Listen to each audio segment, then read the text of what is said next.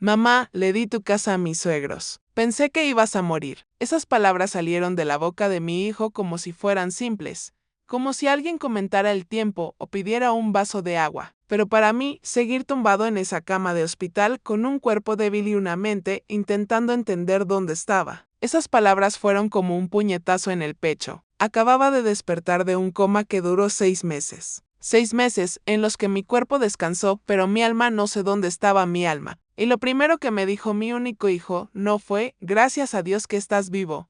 No era, mamá, tenía mucho miedo de perderte. No, fue que había regalado mi casa, la casa que construí con mis propias manos, con mi sudor, con mis años de trabajo a sus suegros, porque pensaba que iba a morir. Me llamo Emily Parke. Tengo 60 años y esta es mi historia. Nací en un pequeño pueblo al sur de Chicago. Mi madre cosía vestidos para las señoras en la iglesia y mi padre trabajaba en la construcción. No teníamos mucho, pero teníamos dignidad. Mi madre siempre decía, Emily, nunca pidas nada que no puedas ganar con tus propias manos. Llevé esa lección conmigo toda mi vida. A las 22 me casé con David. Era un albañil, honesto y trabajador. Tuvimos a Michael 2 años después. Recuerdo el día en que nació como si fuera ayer. Era una mañana fría de enero, con niebla cubriendo las calles. Sostuve a ese bebé en mis brazos y pensé, te voy a dar todo lo que nunca tuve. Lo hice. David murió cuando Michael tenía apenas 8 años. Un accidente en el trabajo, una viga que cayó. No tenía ninguna oportunidad. Me quedé viuda sola con un niño pequeño y ni un céntimo ahorrada. Pero no me rendí. Empecé a limpiar casas. Más tarde, aprendí a cocinar bandejas de catering y empecé a vender tartas caseras y cacerles en fiestas del barrio. Poco a poco, fui reuniendo dinero. Ahorré cada dólar. Nunca compré nada para mí que no fuera esencial. Mi ropa fue la misma durante años. Mis zapatos estaban remendados. Todo era por Michael. Pagué su escuela, sus uniformes, sus libros, sus excursiones. Cuando quise estudiar administración de empresas en la universidad, dije que sí, aunque eso significaba trabajar aún más. Limpiaba casas por la mañana, vendía comida por la tarde y por la noche planchaba la ropa de los demás. Michael lo era todo para mí. Era inteligente, educado. La gente del barrio siempre comentaba, tienes mucha suerte, Emily, tu hijo es un buen joven.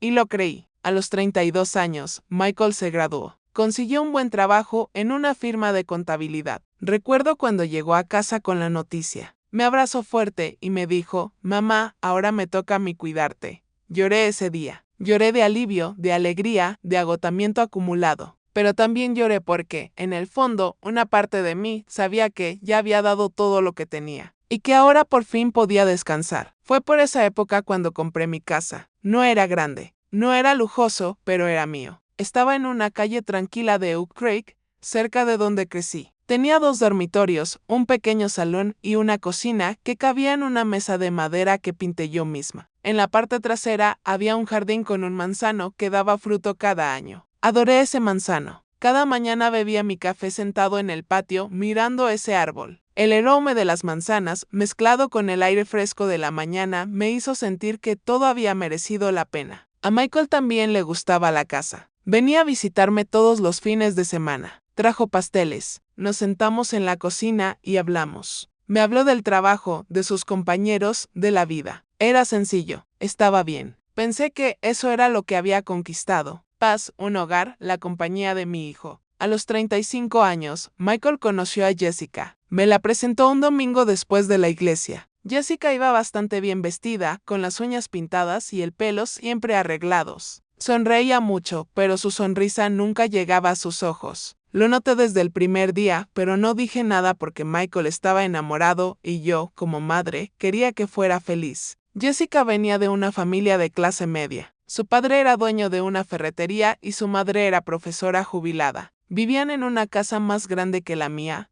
en un barrio mejor, y Jessica nunca me dejó olvidarlo. Cuando vino a visitarla, miró a su alrededor como si estuviera evaluando. Tocó los muebles con la punta de los dedos, como si tuviera miedo de ensuciarse las manos. Una vez, mientras servía café, comentó, Emily, ¿no crees que esta casa es un poco vieja? ¿Michael merece vivir en un lugar mejor? ¿No crees? Sonreí, pero por dentro dolía algo. Michael se casó con Jessica 6 meses después. La recepción fue en casa de sus padres. Ayudé a pagar una parte, aunque apenas podía permitírmelo porque era mi hijo, y siempre hacía todo por él. Después de la boda, alquilaron un pequeño apartamento. Jessica se quejaba todo el tiempo. Dijo que el lugar era estrecho, que el barrio era ruidoso, que se merecía algo más. Michael empezó a trabajar más horas. Volvió cansado, estresado, pero cada vez que le preguntaba si todo estaba bien, decía, sí, solo estoy construyendo nuestra futura madre. Pasaron los años. Jessica nunca se quedó embarazada. Nunca hablamos de ello, pero vi cómo crecía amargura en sus ojos. Empezó a visitarme menos, y cuando venía, siempre tenía un comentario mordaz. Emily, no te canses de cocinar lo mismo. ¿Este mantel es el mismo de hace 5 años? Michael dice que no quieres cambiar esos muebles viejos. ¿Por qué estás tan apegado al pasado? Nunca contesté. Solo sonreí porque había aprendido a lo largo de la vida que algunas batallas no merecen la pena pelearlas. Michael también empezó a venir menos, siempre con excusas. Muchos compromisos laborales, cansancio, pero lo entendía, o al menos intentaba entender. Recuerdo una tarde de septiembre, hace aproximadamente 1 año y medio. Michael vino a visitarme solo. Se sentó conmigo en el patio, mirando el manzano. Parecía distante. Mamá, dijo, ¿alguna vez has pensado en vender esta casa? Me quedé paralizado. ¿Vender? ¿Por qué? Se encogió de hombros. No lo sé. Es una casa grande solo para ti, y el dinero podría ayudarte. No sé. Vivir mejor. Le miré, intentando entender. Michael, esta casa es lo que tengo. Aquí están mis recuerdos, mis años de trabajo. No necesito nada más.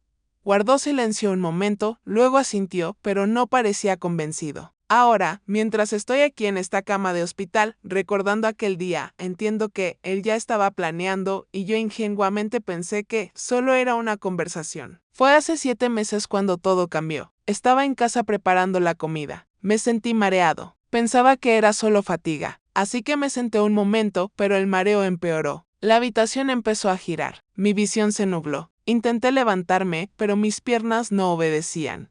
Me caí. Lo último que recuerdo es el suelo frío contra mi cara y el aroma a manzanas que venía del jardín. Entonces todo se volvió negro. Cuando desperté, estaba en una habitación blanca. Las luces brillantes huelen a máquinas desinfectantes pitando a mi alrededor. No sabía dónde estaba. No sabía cuánto tiempo había pasado. Entró una enfermera y, al verme despierta, sonrió aliviada. Señora Parke, gracias a Dios.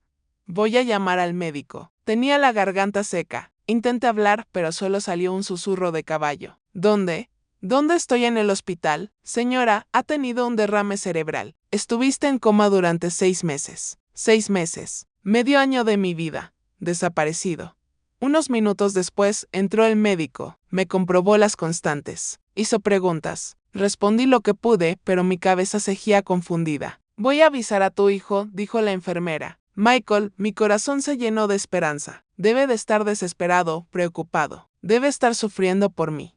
Llegó 2 horas después. Entró en la habitación con Jessica a su lado. Estaba impecable como siempre. Michael parecía cansado, pero no parecía aliviado. Parecía molesto. Sonreí, aunque débilmente, aunque con dolor. Michael, mi hijo, se acercó, pero no me abrazó. Se quedó allí con los brazos cruzados. Mamá, me alegro de que te hayas despertado. Su voz era fría, formal. Jessica se quedó cerca de la puerta, mirando su móvil. Intenté tenderle la mano, pero Michael dio un paso atrás y entonces lo dijo. Mamá, le di tu casa a mis suegros. Pensé que ibas a morir. El silencio que siguió fue ensordecedor. Le miré, esperando que fuera una broma mala, pero su cara era seria. Jessica levantó la vista del móvil y terminó con voz calmada. Busca otro sitio donde vivir. Algo dentro de mí se rompió en ese momento. No era rabia, no era desesperación, era claridad. Miré a mi hijo, el niño que tenía en brazos, a quien alimentaba, vestía, educaba, y vi a un desconocido. No dije nada, simplemente cerré los ojos y respiré hondo. Y en ese silencio tomé la decisión más importante de mi vida. No iba a discutir, no iba a suplicar, no iba a rebajarme, iba a hacer lo de siempre, resolverlo todo con mis propias manos.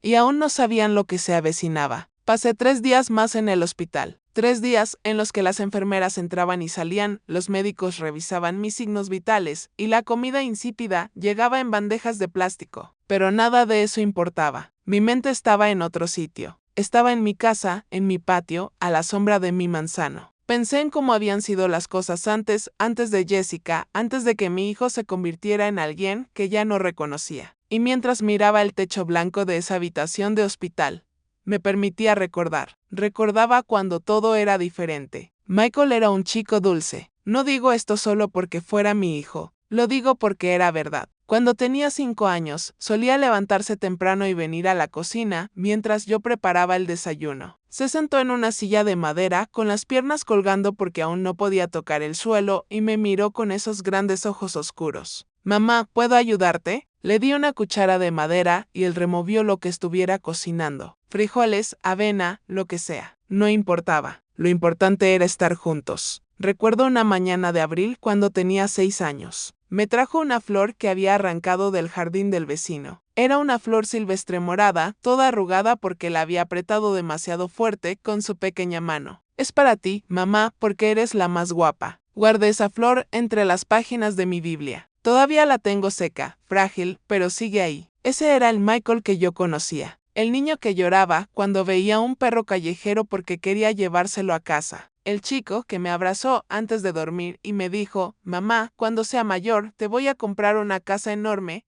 Le acaricié el pelo y le dije, no necesito una casa enorme, mi amor. Solo necesito que seas feliz. Y lo decía en serio. David había fallecido en agosto. Agosto es un mes cruel. Hace calor. El aire está pesado. Y ese año fue peor porque mi mundo se vino abajo. Recuerdo el día que vinieron a llamar a la puerta. 2 hombres de la empresa constructora donde trabajaba David sostenían sus cascos en las manos y mantenían la mirada baja. Señora, ha habido un accidente. No recuerdo mucho de lo que dijeron después. Algo sobre una sobrenegligencia, sobre que fuera instantánea, pero nada de eso importaba. David estaba muerto y yo estaba sola con un niño de 8 años. El funeral fue sencillo. No teníamos dinero para algo grande. Algunas flores, un ataúd modesto, el sacerdote diciendo palabras que se perdieron en el viento. Michael estuvo callado todo el tiempo.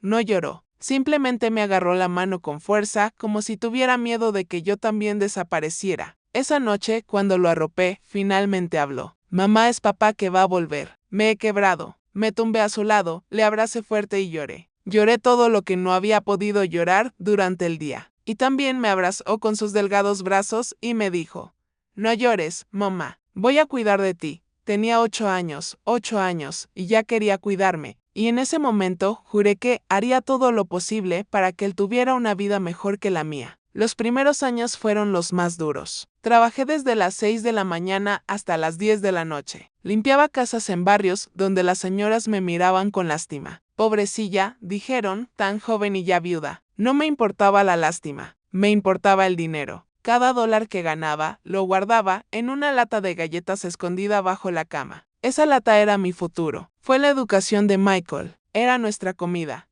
Era todo. Michael iba al colegio por las mañanas y por las tardes se quedaba con la vecina, la señora Higgins. Era una mujer mayor, amable, que no me cobraba mucho por cuidarle. A veces, cuando llegaba a recogerlo, Michael estaba haciendo los deberes en la mesa de la cocina de la señora Higgins, rodeado de ollas y del olor a sopa de pollo. Es un chico muy educado. Emily, la señora Higgins, me dijo que nunca da problemas. Y era verdad. Michael nunca causó problemas, nunca pidió juguetes caros, nunca se quejó de que no pudiéramos ir de excursión escolar, nunca exigió nada. Cuando cumplió 10 años, le regalé un balón de fútbol usado que compré en el mercadillo. Estaba un poco desinflado por manchas de suciedad, pero lo abrazó como si fuera el mejor regalo del mundo. Gracias, mamá. Es perfecto. Esa noche, viéndole jugar en la calle con los otros niños del barrio, sentí que todo iba a salir bien. Que mientras él fuera feliz, yo podía soportar cualquier cosa. Cuando Michael tenía 12 años, empezó a ayudarme. No se lo pedí, simplemente lo hizo. Un sábado por la mañana, mientras me preparaba para ir a vender tartas en la plaza del centro,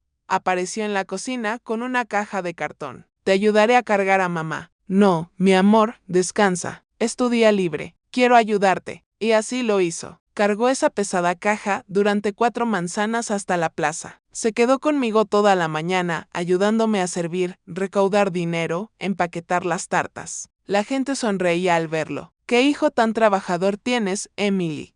Y asentí lleno de orgullo. Esa tarde, cuando llegamos a casa, le di la mitad de las ganancias del día. Aquí lo tienes para ti. Te lo has ganado. Negó con la cabeza. No, mamá, quédate con él. Es para la casa. Insistí, pero no aceptó. Algún día voy a ganar mucho dinero, dijo con esa seriedad de niño que aún me parte el corazón recordar. Y voy a comprarte todo lo que necesites. No tienes que esforzarte tanto. Le abracé fuerte, tan fuerte que probablemente le hice un poco de daño, pero no me importó porque en ese momento sentí que todo iba a merecer la pena. Michael siempre fue inteligente. En el instituto sacó las mejores notas de su clase. Los profesores me llamaron para felicitarme. Su hijo tiene futuro, señora Parke. Debería seguir estudiando y yo ya lo había decidido. No importaba cuánto tuviera que trabajar. Michael iba a la universidad. Cuando llegó el momento de inscribirlo, vendí mi única joya, un anillo de plata que David me había dado cuando nos casamos. No valía mucho, pero era suficiente para pagar la matrícula en libros. Michael lloró al enterarse. Mamá, no deberías haber vendido eso. Solo era un anillo, mi amor. Tú eres más importante. Su quedó callado, pero vi algo en sus ojos, algo parecido a la culpa, como si se sintiera una carga. Le tomé la cara entre las manos y le obligué a mirarme. Escúchame bien, Michael. Nunca serás una carga para mí.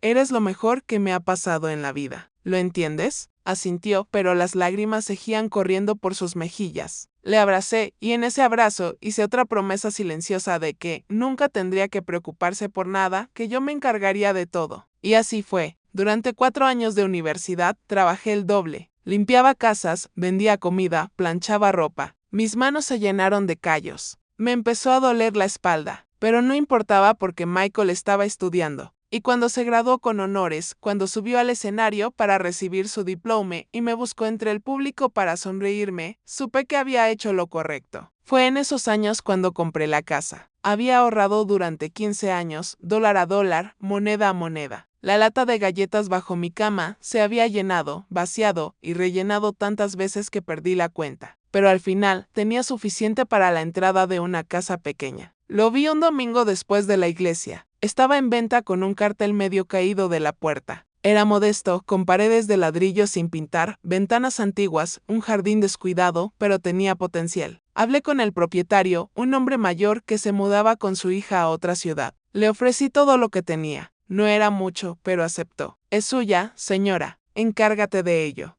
Y lo hice. Pasé meses arreglándolo. Yo mismo pinté las paredes. Reparé las ventanas con la ayuda de un vecino. Limpié el jardín, quité las malas hierbas, planté el manzano. Michael tenía 17 años entonces. Me ayudaba todos los fines de semana. Cargaba cubos de pintura, movía muebles, barreía. Va a quedar precioso, mamá, dijo, secándose el sudor de la frente. Y tenía razón. Cuando por fin terminamos, cuando me senté por primera vez en el patio con una taza de café y miré a mi alrededor, sentí algo que no había sentido en años. Paz. Esta era mi casa, nuestro hogar, el lugar donde Michael y yo podíamos descansar por fin después de tantos años de lucha. Pero las cosas buenas nunca duran para siempre. Michael entró en la universidad a los 19 años. Fue difícil pagarlo, pero ya estaba acostumbrado a cosas difíciles. Durante esos 4 años, le vi cambiar. No todos de golpe. Fue gradual. Empezó a vestirse de forma diferente. Dejó las camisetas sencillas y empezó a ponerse camisas con cuello. Se peinó el pelo con gel. Compró zapatos que sabía que costaban más de lo que decía. Un amigo me los dio. Mamá. Ya no los usaba. No le creí, pero no dije nada. También empezó a llegar tarde a casa. Decía que tenía que estudiar en la biblioteca, que tenía trabajos en grupo, pero a veces llegaba oliendo a cerveza. ¿Estás bien, mi amor? Sí, mamá. Solo cansado. Y le dejé ir a su habitación, sin más preguntas porque confiaba en él, porque era mi hijo y porque nunca pensé que podría convertirse en alguien que no reconocería. Se graduó a los 23. Consiguió trabajo rápidamente en una firma de contabilidad en el centro. El salario era bueno, mejor que lo que había ganado en toda mi vida. Ahora me toca a mí cuidarte, mamá, me dijo el día que recibió su primer cheque. Me dio $1,000. $1,000. Lloré. Intenté negarme, pero él insistió. Por favor, mamá, déjame hacer esto, y acepté. Durante los próximos años, Michael, ayúdame económicamente. No mucho, pero lo suficiente para poder trabajar menos, para que mis manos descansaran un poco, para que la espalda no me doliera tanto. Venía de visita todos los fines de semana. Traía pasteles, a veces flores. Nos sentamos en el patio bajo el manzano y hablamos. Me habló del trabajo, de sus jefes, de sus compañeros. Cociné su plato favorito, la cazuela con arroz. Nadie cocina como tú, mamá. Y sonreí porque esos momentos lo eran todo para mí. Esos momentos sencillos sin complicaciones en los que solo éramos él y yo, madre e hijo como siempre debería haber sido. Pero entonces conoció a Jessica y todo cambió. Al principio era sutil. Michael empezó a venir menos los fines de semana. Tengo una cena con la madre de un amigo. Salí con alguien del trabajo. Voy a llegar tarde. No me esperes. Y entendí que era joven. Necesitaba su vida. Pero cuando por fin me la presentó, supe que algo iba mal. No era por su aspecto. Jessica estaba bastante bien arreglada, educada. Fue por cómo me miraba como si fuera menos. Como si mi casa fuera menos. Como si todo lo que había construido no valiera nada. Recuerdo ese primer domingo. Llegaron después de la iglesia. Michael esbozaba una gran sonrisa. Mamá, esta es Jessica, mi novia. Jessica extendió la mano, pero no sonrió con los ojos. Encantado, señora Parke. Igualmente, cariño. Pasa, pasa. Yo hice café. Saqué el pan dulce que había comprado esa mañana. Las tazas eran viejas, pero estaban limpias. La mesa era de madera, gastada, pero resistente. Jessica se sentó con cuidado, como si tuviera miedo de ensuciarse. Mientras servía café, la vi mirando a su alrededor.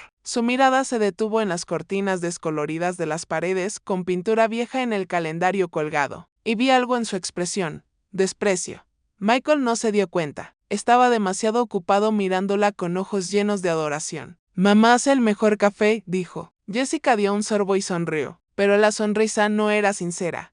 Está bien. Pasamos una hora hablando, o más bien, yo hacía preguntas y Jessica respondía con respuestas cortas, educadas y vacías. Cuando se fueron, Michael me abrazó. Gracias, mamá. Jessica estaba un poco nerviosa, pero le gustabas. Sonreí y asentí, pero en mi corazón sabía la verdad. Jessica no estaba nerviosa. Jessica me estaba evaluando y yo había suspendido el examen. Ahora, tumbado en esta cama de hospital, con el constante pitido de las máquinas a mi alrededor.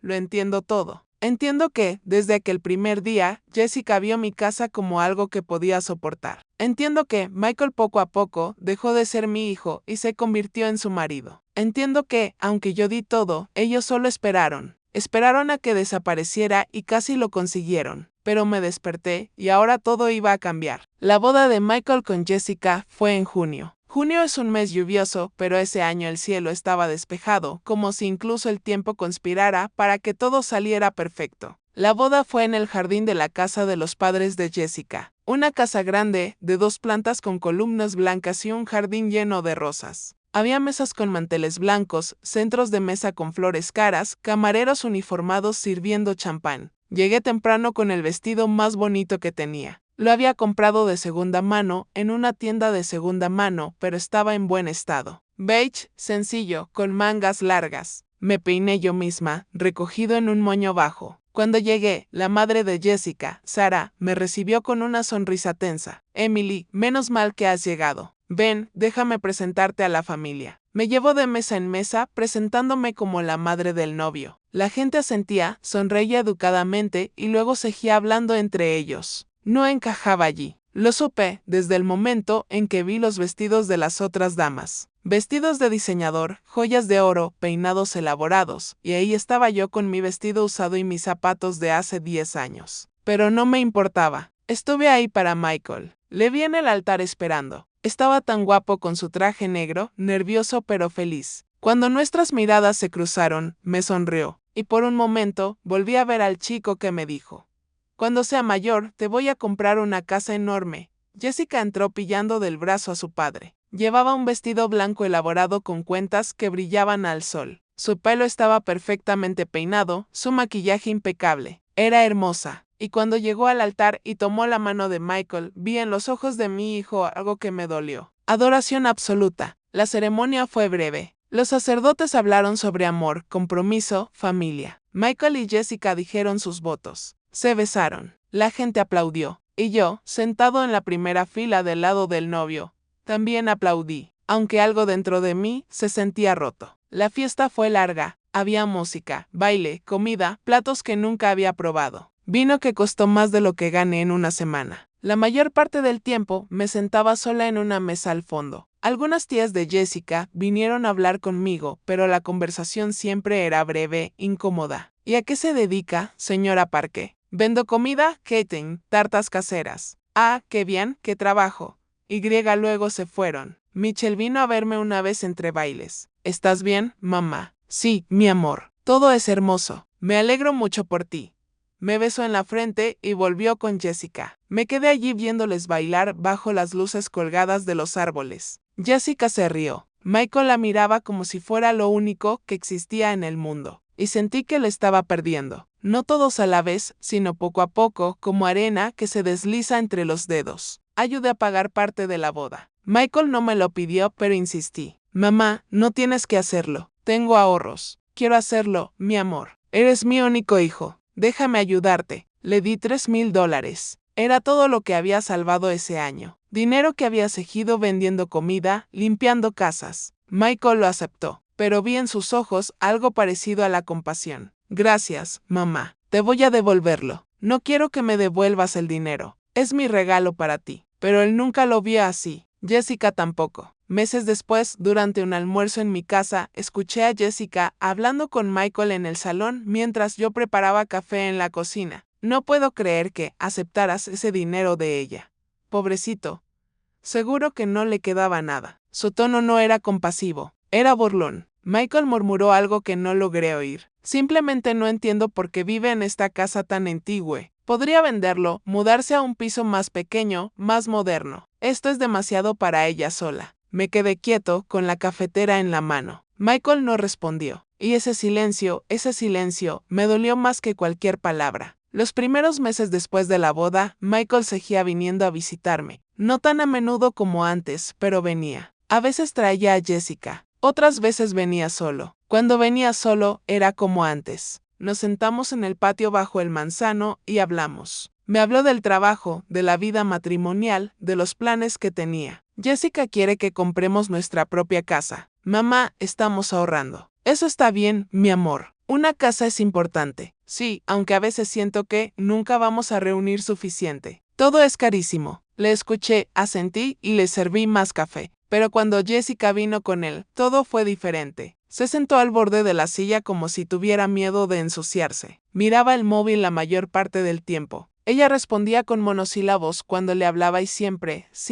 tenía algo que criticar. Emily, ¿por qué no cambias estas cortinas? Son muy viejos. Esta mesa está muy rayada. ¿No has pensado en comprar uno nuevo? El patio sería mejor si pusieras baldosas. Esta tierra se llena de polvo. Sonreí y dije, tienes razón, cariño. Algún día lo haré. Pero nunca lo hice porque esta era mi casa y me gustaba tal y como era. Pasó un año. Michael y Jessica seguían alquilando el mismo pequeño apartamento. Jessica se quejaba constantemente. No puedo vivir así para siempre, Michael. Nos merecemos algo mejor. Michael trabajaba más horas. Volvió a casa cansado, estresado. Empezó a parecer más delgado con ojeras. Una noche vino a verme a solas. Era viernes sobre las 9. Estaba lloviendo. Llegó empapado, sin paraguas. Michael, ¿qué ha pasado? Entró sin decir nada. Se sentó en la mesa de la cocina con las manos en el pelo. Estoy cansada, mamá. Me senté frente a él. ¿De qué? Mi amor por todo, por el trabajo, por las presiones, por no ser suficiente. Le cogí las manos. Eres más que suficiente. No dejes que nadie te haga sentir lo contrario. Se quedó callado un momento. Luego levantó la vista. Jessica quiere que compremos una casa, pero no tengo suficiente dinero para la entrada. He estado buscando préstamos, pero los tipos de interés están por las nubes. Dale tiempo, mi amor. Llegará. No sé si podrá esperar más.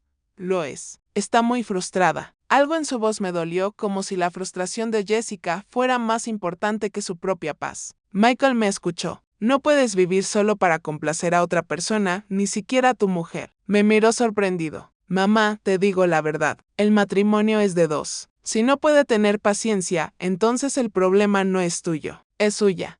Se quedó en silencio. Luego asintió, pero no parecía convencido. Esa noche, se quedó a dormir en su antigua habitación, y por un momento, todo volvió a ser como antes. Mi hijo bajo mi techo, seguro y en paz. Pero las cosas no mejoraron. Jessica empezó a llamar a Michael a todas horas. Lo sabía porque cuando venía de visita, su teléfono no dejaba de sonar. Es Jessica. Quiere que vuelva a casa. Pero acabas de llegar. Lo sé, mamá, pero está molesta. Ella dice que la dejé sola todo el día y él se fue. Cada vez que eso pasaba, me quedaba en la puerta viéndole alejarse y sentía que le perdía cada vez más.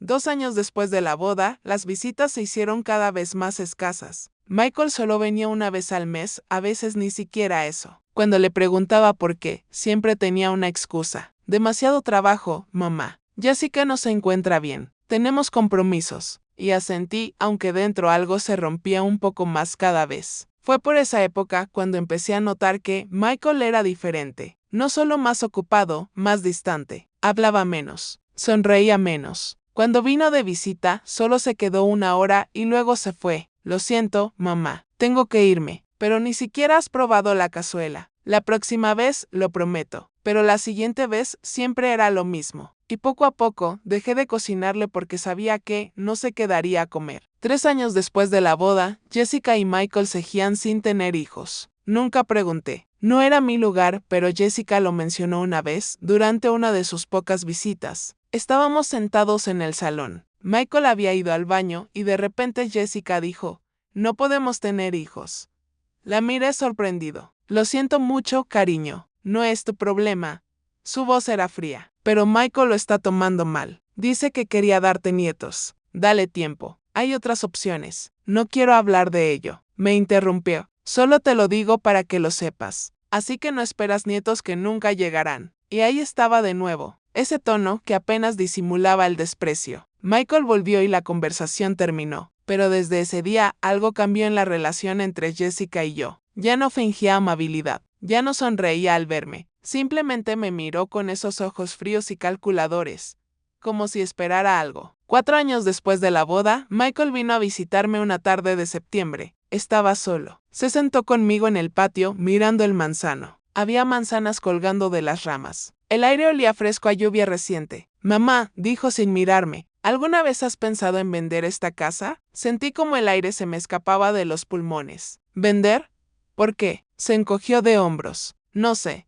Es importante solo para ti. Y el dinero podría ayudarte. Podrías mudarte a un sitio más pequeño, más fácil de mantener, Michael. Esta casa es mi hogar. Aquí están todos mis recuerdos. Tu padre y yo construimos esto juntos. Creciste aquí. Lo sé, mamá. Solo estaba pensando en voz alta. Hubo un largo silencio. ¿Jessica te pidió que me preguntaras esto? Michael no respondió. Y esa falta de respuesta fue toda la respuesta que necesitaba. Le miré. Mi hijo, el niño que llevaba en brazos, el joven que prometió cuidarme, y vi a un desconocido. No voy a vender mi casa, Michael. Está bien, mamá. Solo era una pregunta y, se quedó media hora más y luego se fue, y yo me quedé sentada en el patio bajo el manzano, con el corazón roto porque esa pregunta no era inocente. Era un examen y acababa de suspenderlo. Los meses siguientes fueron extraños. Michael dejó de venir por completo. Llamaba de vez en cuando, pero las conversaciones eran breves. ¿Cómo estás, mamá? Bien, mi amor. ¿Y tú bien?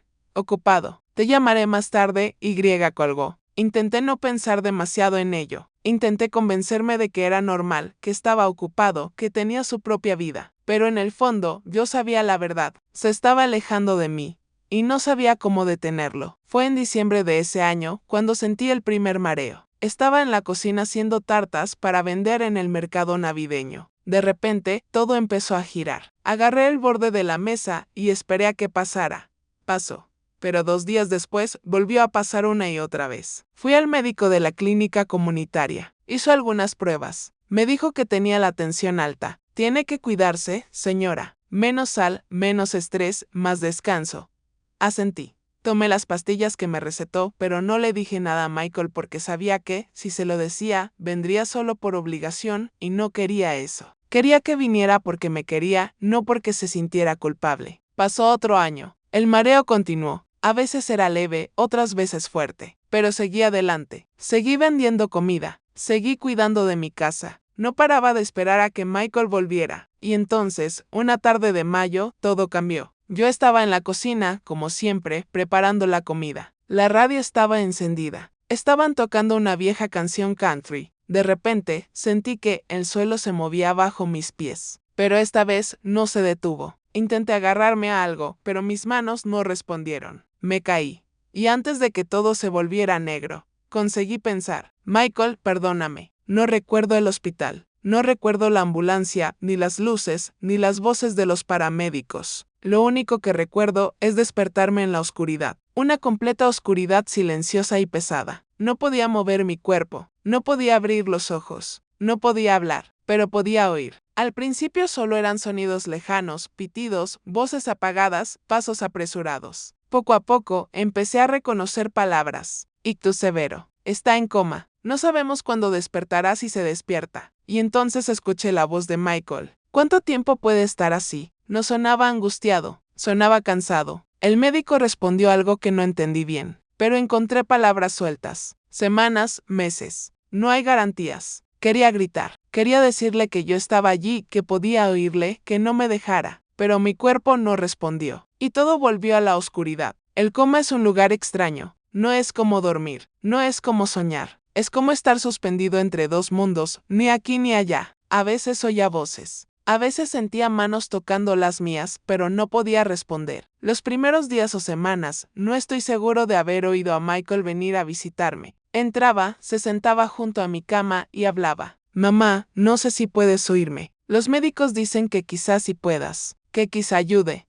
Se detuvo. Jessica dice que tenemos que ser realistas y que no querrías vivir así. Otra pausa más larga. No sé qué hacer, mamá. No sé qué quieres que haga. Y luego se iría. Quería gritarle. Estoy aquí. Estoy luchando. No me dejes. Pero no pude. Las visitas de Michael se hicieron menos frecuentes. Al principio, venía todos los días, luego cada 2 días y después una vez a la semana. Y cuando venía, ya no hablaba tanto. Simplemente se quedó en silencio. A veces susurraba, lo siento, mamá. Pero nunca dijo por qué lo sentía. Un día, escuché a Jessica. Fue la primera vez que se corrió, o al menos la primera vez que la oí. Su voz era fría, impaciente. Michael, no podemos seguir pagando esto. El hospital es caro. Es mi madre, Jessica. Lo sé, pero los médicos dicen que puede estar así durante meses o años. ¿Vamos a gastar todos nuestros ahorros en esto? ¿Qué quieres que haga? Finiquitar. No estoy diciendo eso. Solo digo que también tenemos que pensar en nosotros mismos. Hubo un silencio. Tiene una casa, dijo Jessica. Una casa grande. Está vacío. Podríamos. No. La voz de Michael sonaba firme. No voy a tocar su casa. No digo que lo vendas. Solo que la usamos temporalmente mientras ella está aquí. Jessica, ya dije que no. Oí pasos alejándose, una puerta cerrándose con fuerza y luego silencio. Quería llorar. Quise abrazar a mi hijo y decirle que estaba orgullosa de él por defenderme, pero no podía hacer nada. Solo escucha. Pasaron semanas. O eso creo. El tiempo no existía en ese lugar oscuro. Las visitas de Michael se hicieron cada vez más cortas. Entró, se sentó 5 minutos y se fue. A veces ni siquiera hablaba. Y yo estaba allí, atrapado en mi propio cuerpo, gritando en silencio. Entonces, un día, todo cambió. Escuché voces nuevas. Voces que no reconocía. Es una casa preciosa y está en buen estado. Sí, mi suegra la cuidó muy bien. Era Jessica hablando con alguien y está de acuerdo con que te mudes aquí. Está indispuesta en el hospital. Pero estoy seguro de que no le importaría. Al fin y al cabo, es familia. Mi corazón, si aún latía de alguna forma que pudiera sentir, se hundió. Bueno, si estás seguro, completamente seguro, puedes mudarte cuando quieras. No, no, no, no. Jessica estaba regalando mi casa. Mi casa, el lugar que construí con mi sudor, el lugar donde creció mi hijo, el lugar donde estaban todos mis recuerdos. Y no podía hacer nada para detenerla. Los días siguientes fueron una tortura. Escuché fragmentos de conversaciones. Jessica hablando por teléfono. Sí, mamá, ya te he dicho que puedes usar la casa. Es grande. Vas a estar cómodo. Michael con voz cansada. ¿Estás segura de esto, Jessica? Michael, tu madre no va a despertar. Los médicos lo dijeron. Y aunque despierte, ¿crees que podrá vivir sola? Va a necesitar cuidados. Es mejor que la casa esté ocupada. No dijeron que no vaya a despertar. Dijeron que no lo saben. Es lo mismo. No, Jessica, no es lo mismo. Pero su voz carecía de convicción. Sonaba derrotado, como si yo hubiera perdido la batalla. Y entonces, un día, escuché a los padres de Jessica, voces mayores, educadas, agradecidas. Muchas gracias, Michael. ¿De verdad? No sabes cuánto apreciamos esto. No hay problema, Frank. La casa estaba vacía de todos modos. ¿Y tu madre? ¿Cómo está? Un silencio igual, sin cambios. Pobre mujer. Pero bueno, al menos su casa no está sola. Vamos a cuidarlo bien. Gracias. Y así, mis suegros, que ni siquiera eran míos, sino en güeras, se mudaron a mi casa, al lugar donde planté el manzano con mis propias manos. Y no pude hacer otra cosa que escuchar. Escucha cómo desmantelaron mi vida mientras yo luchaba por volver a ella. Pasaron más semanas o meses. No sé. El tiempo se convirtió en una mancha borrosa. A veces escuchaba a las enfermeras hablar de mí. Pobre señora, lleva así 3 meses. ¿Sigue saliendo el sol? Ni mucho menos. Quizá una vez a la semana. Qué triste estar sola así. Pero no estaba solo. Estaba rodeado de máquinas, de pitidos, de voces de desconocidos. Solo que no pude responderlas. 4 meses, 5 meses, 6 meses. Las visitas de Michael casi desaparecieron. Venía una vez cada 2 semanas, a veces cada 3. Y cuando se venía, solo se quedaba unos minutos. Hola, mamá. Sigo aquí. Jessica y yo estamos bien. Los padres de Jessica están cuidando de tu casa. Todo bien, todo bien, todo bien. Mientras yo estaba atrapada en la oscuridad, mientras desconocidos vivían en mi casa, mientras mi hijo me iba olvidando poco a poco. Todo bien. Pero entonces algo empezó a cambiar. No sé cómo explicarlo. Era como si una pequeña luz se encendiera en la oscuridad. Al principio no podía moverme, pero empecé a notar que una mano tocaba la mía. Probablemente una enfermera. Sentí el sol entrando por la ventana cálido contra mi piel. Sentí el olor a desinfectante de sábanas limpias. Y luego, poco a poco, empecé a oír con más claridad. Las voces ya no estaban amortiguadas. Eran crujientes. Sus signos vitales están mejorando. ¿Crees que puede despertarse? Es posible. He visto casos así. Y un día sentí que podía mover un dedo. Solo una.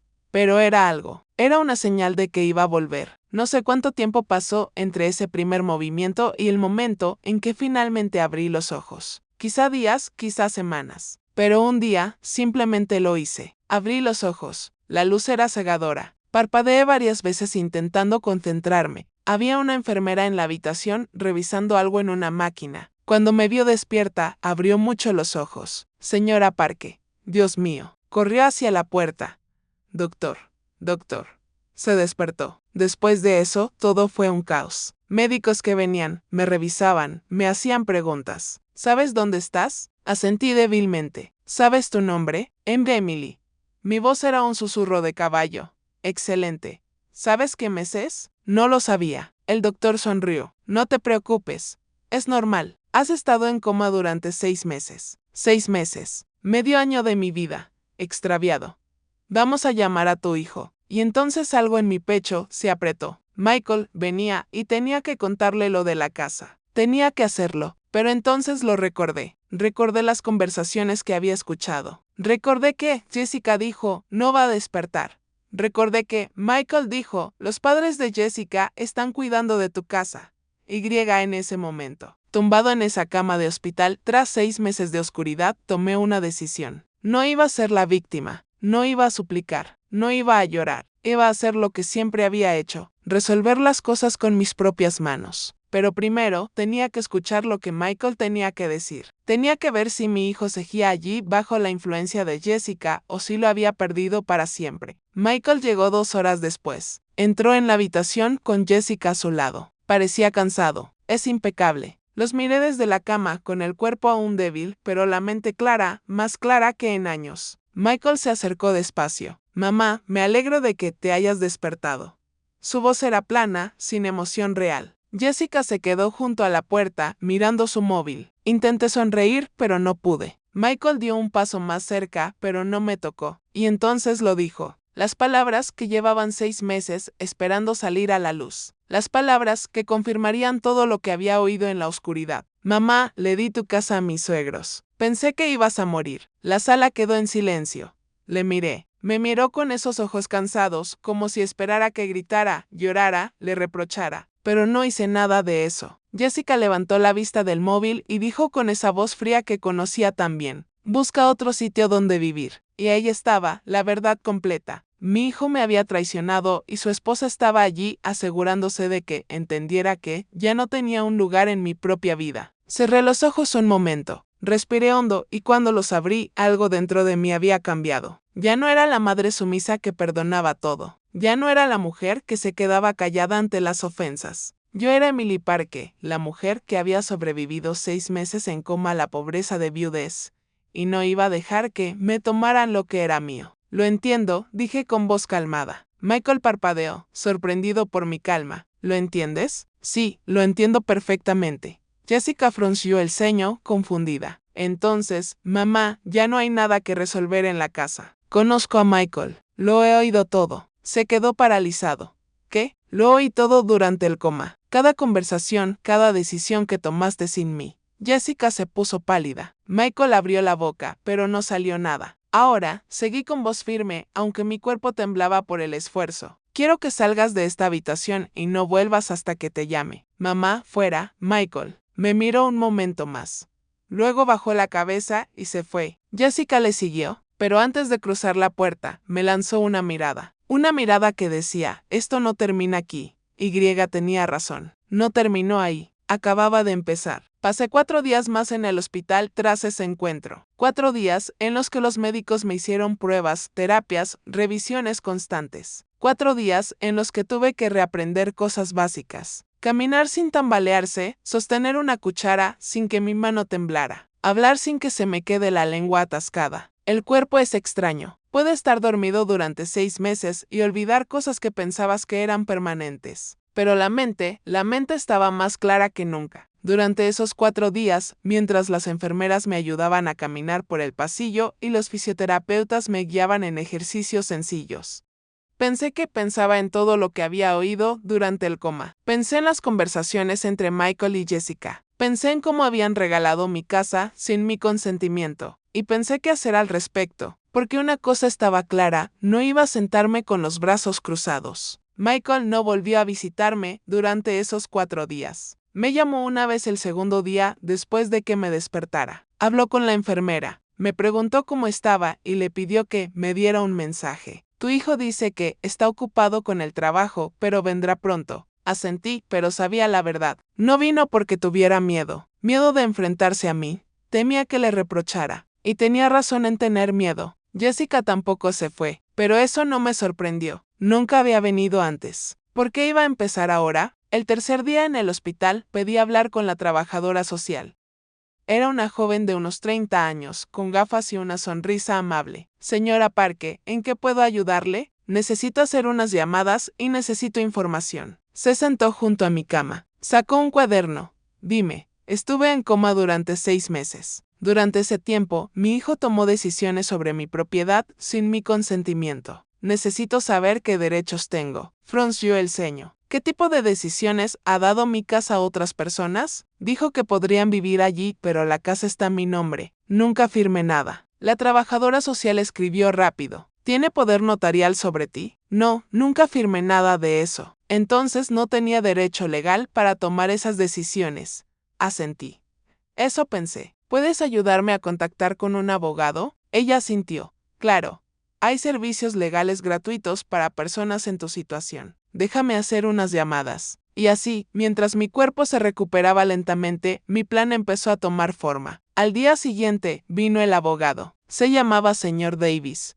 Era un hombre de unos 50 años, con canas y voz firme. Llevaba un maletín de cuero gastado y unas gafas de lectura que se ponía y quitaba constantemente. Se sentó junto a mi cama y escuchó toda mi historia. Le conté sobre el derrame, sobre el coma, sobre las conversaciones que había escuchado sobre cómo Michael había dado mi casa a los padres de Jessica sin mi permiso. Tomaba notas, asentía, hacía preguntas. ¿La casa está a tu nombre? Sí, solo a mi nombre. ¿Tienes la escritura? Está en mi casa, en un cajón del armario del salón, junto con otros documentos importantes. ¿Tu hijo firmó algo a tu nombre? No lo sé, pero sí lo hizo. Fue sin mi consentimiento y nunca le di el poder notarial. El señor Davis se quitó las gafas y me miró directamente. Señora Parke, lo que hizo su hijo es apropiación indebida. Si permitió que otras personas ocuparan tu propiedad sin tu consentimiento, eso es ilegal. Y si falsificaba tu firma en algún documento fraudulento, sentía algo en el pecho. No era satisfacción. Era tristeza porque estábamos hablando de mi hijo, de Michael, del niño que había crecido en esa casa. que había prometido cuidarme y ahora yo estaba allí planeando acciones legales contra él.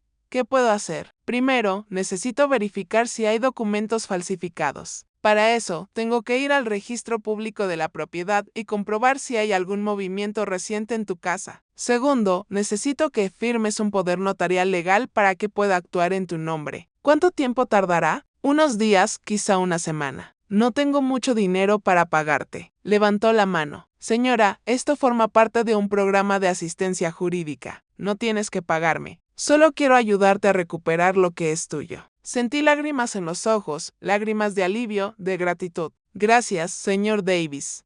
No me des las gracias todavía. Primero recuperemos tu casa. Y así se puso en marcha el plan. Esa misma tarde, el señor Davis presentó los documentos para el poder notarial legal. Los leo con atención. Firmé con la mano temblorosa pero firme. Mañana empezaré yo mismo las investigaciones, dijo. Te mantendré informado. Cuando se fue, yo me quedé tumbada en la cama, mirando al techo. Por primera vez en meses, sentí algo parecido a la esperanza. Al día siguiente, el médico me dio el alta. Su recuperación ha sido extraordinaria, señora Parke, pero tiene que seguir con la fisioterapia. Toma tu medicación y ven a revisiones cada 2 semanas. Sí, doctor, lo haré. ¿Tienes algún sitio al que ir? Esa pregunta me golpeó porque no tenía a dónde ir. Mi casa estaba ocupada por los padres de Jessica y no iba a pedirle ayuda a Michael. Tengo amigos. Mentí. El doctor no parecía convencido, pero asintió. Muy bien. La enfermera te dará los papeles de alta y las recetas. Cuídate. Cuando se fue, me senté en la cama vestida con la ropa que las enfermeras habían guardado para mí. La misma ropa que llevaba el día del ictus ahora lavaba y doblaba. Una blusa crema sencilla, vaqueros, mis zapatos viejos. Me vi en el espejo del baño. Había perdido peso. Mi pelo, que siempre había cuidado bien, era completamente blanco. Tenía nuevas arrugas alrededor de los ojos y la boca. Parecía mayor de 60 años y me sentía como si tuviera 100. Pero yo estaba vivo y eso era lo que importaba. Llamé a la señora Higgins, mi vieja vecina, la mujer que cuidó de Michael cuando era niño. Contestó tras 3 tonos. Hola, señora Higgins. Es Emily. Hubo un silencio. Emily, Dios mío, he oído que te habías despertado. ¿Cómo estás? Estoy bien. Hoy salgo del hospital y necesito un favor. Dime, cariño, lo que necesites. ¿Puedo quedarme contigo unos días, solo hasta que resuelva algunas cosas? Claro, ven cuando quieras. Mi casa es tu casa. Sentí que un peso se quitaba de encima. Gracias, señora Higgins. Gracias. No me des las gracias. Nos vemos luego. Salí del hospital esa tarde. No llamé a Michael. No quería verle todavía. Cogí un taxi hasta la casa de la señora Higgins. Vivía a 3 calles de mi casa, 3 calles que parecían estar a un mundo de distancia. Cuando llegué, ella me esperaba en la puerta. Había envejecido desde la última vez que la vi. Ahora tenía 82 años, el pelo completamente blanco, la espalda un poco encorvada, pero su sonrisa era la misma. Emily, mi niña, qué alegría verte. Me abrazó fuerte y yo, que había aguantado las lágrimas durante días, finalmente lloré. Lloré en los brazos de esa mujer que me conocía desde hacía décadas, que había visto crecer a Michael, que conocía toda mi historia. Tranquilo, dijo, acariciándome el pelo. Estás aquí, estás a salvo. Pero no me sentía seguro. Me sentía rota. La señora Higgins me instaló en la habitación de invitados. Una pequeña habitación con una cama individual, una cómoda vieja y una ventana que daba al jardín. Descansa todo lo que necesites y cuando estés listo, cuéntame qué ha pasado. Pero no pude descansar. Esa noche, después de que la señora Higgins se durmiera, me senté en la cama mirando por la ventana. Desde allí podía ver las luces de las casas vecinas. Y si me asomaba un poco, podía ver mi casa. Mi casa. Las luces estaban encendidas. Había un coche aparcado fuera que no reconocía, seguramente los padres de Jessica, desconocidos, viviendo en mi casa, durmiendo en mis camas, usando mis cosas. Sentí rabia, pero también sentí otra cosa. Determinación. Al día siguiente, temprano por la mañana, el señor Davis me llamó al móvil de la señora Higgins. Señora Parke, tengo noticias. Dime. Fui al registro público de propiedades. He revisado todos los documentos relacionados con tu casa. No hay cambio de propiedad. No hay oferta. No existe ningún documento que transfiera la propiedad a otra persona. Respiré aliviado. Así que, la casa sigue siendo mía legalmente. Sí. Pero hay un problema. ¿Cuál? Tu hijo firmó un contrato de acomodatum. ¿Qué es eso? Es un contrato en el que el propietario permite que otra persona use su propiedad gratuitamente durante un periodo determinado. En este caso, su hijo firmó un contrato a favor del señor Frank y la señora Sarah Miller, los padres de tu nuera, durante 2 años. Sentí la sangre subirme a la cabeza, pero no tenía derecho a firmar eso. La casa es mía. Exacto. Y ahí está el problema legal. Tu hijo firmó ese contrato usando un poder notarial que dice tener sobre ti. Pero cuando revisé los documentos, vi que el poder notarial es falso. ¿Falso? Sí. La firma, que aparece como la tuya, no coincide con tu firma real. Y la fecha del documento dice que fue firmado hace 1 año. Pero según mis investigaciones, nunca fuiste a esa oficina notarial. Hablé con el notario y no tiene constancia de que estuvieras allí ese día. Cerré los ojos. Michael había falsificado mi firma. Mi propio hijo. ¿Qué significa esto? Significa que el contrato es nulo y sin ejecución, y que podemos proceder con una demanda por fraude y malversación. Además, podemos solicitar una orden de desahucio inmediata para los ocupantes actuales de tu casa. ¿Cuánto tiempo tardará? Si actuamos rápido y con las pruebas que tenemos, podríamos tener una orden judicial en 2 o 3 días. Después, un sheriff ejecutará el desalojo. También podemos presentar cargos penales contra tu hijo por falsificación de documentos. Mi corazón late rápido. Cargos penales contra Michael, señor Davis. ¿Hay alguna forma de recuperar mi casa sin que Michael acabe en la cárcel? Hubo un silencio. Señora Parke, entiendo que es su hijo, pero lo que hizo es un delito grave. Si no presentamos cargos, podría hacerlo de nuevo o hacer algo peor. Lo sé, pero ¿puedo pensarlo? Claro, pero cada día que pasa es un día más. Esas personas viven ilegalmente en tu casa. Entiendo. Dame un día. Mañana te daré mi respuesta. Vale, te llamaré mañana. Colgó. Me quedé allí con el teléfono en la mano, temblando. Esa tarde, reuní valor y caminé hasta mi casa. Solo quería verlo. Solo quería saber qué seguía ahí. Caminaba despacio, apoyándome en las paredes cuando me sentía mareado. El médico me había dicho que debía descansar, pero no podía. Necesitaba ver mi casa. Cuando llegué a mi calle, me detuve. Ahí estaba. Mi casa con paredes de ladrillo, mi puerta de madera, mi ventana con las cortinas que había cosido, pero todo parecía diferente. Había macetas nuevas en la entrada, jardineras que no había puesto allí. La pintura de la puerta había sido cambiada. Ahora era un color verde que nunca habría elegido. Y en el patio había ropa colgada. Ropa que no era mía. Me acerqué, el corazón latiendo rápido. Podía ver a través de la ventana del salón, y lo que vi me rompió el corazón. Había muebles nuevos, un gran sofá de cuero ocupando el lugar donde estaba mi antiguo sofá de tela. Una televisión enorme en la pared, una mesa de centro de cristal. Todo lo mío había desaparecido como si nunca hubiera existido. ¿Te puedo ayudar? Salté. Un hombre mayor estaba en la puerta. Debía de tener unos 65 años, con canas y gafas. Llevaba una camisa de cuadros y vaqueros. Frank, el padre de Jessica. Yo solo. ¿Buscas a alguien? Me miró con sospecha, como si fuera una desconocida, como si no fuera la dueña de esa casa. Algo dentro de mí se rompió, pero no iba a darle el placer de verme llorar. Me he equivocado de casa, dije con voz calmada. Perdona. Y me di la vuelta. Volví a casa de la señora Higgins con lágrimas corriendo por mis mejillas. Pero no eran lágrimas de tristeza, eran lágrimas de rabia. Esa noche llamé al abogado Davis. Señor Davis, continué con todo. ¿Estás seguro? Completamente seguro. Quiero recuperar mi casa y quiero que se haga justicia. ¿Entendido?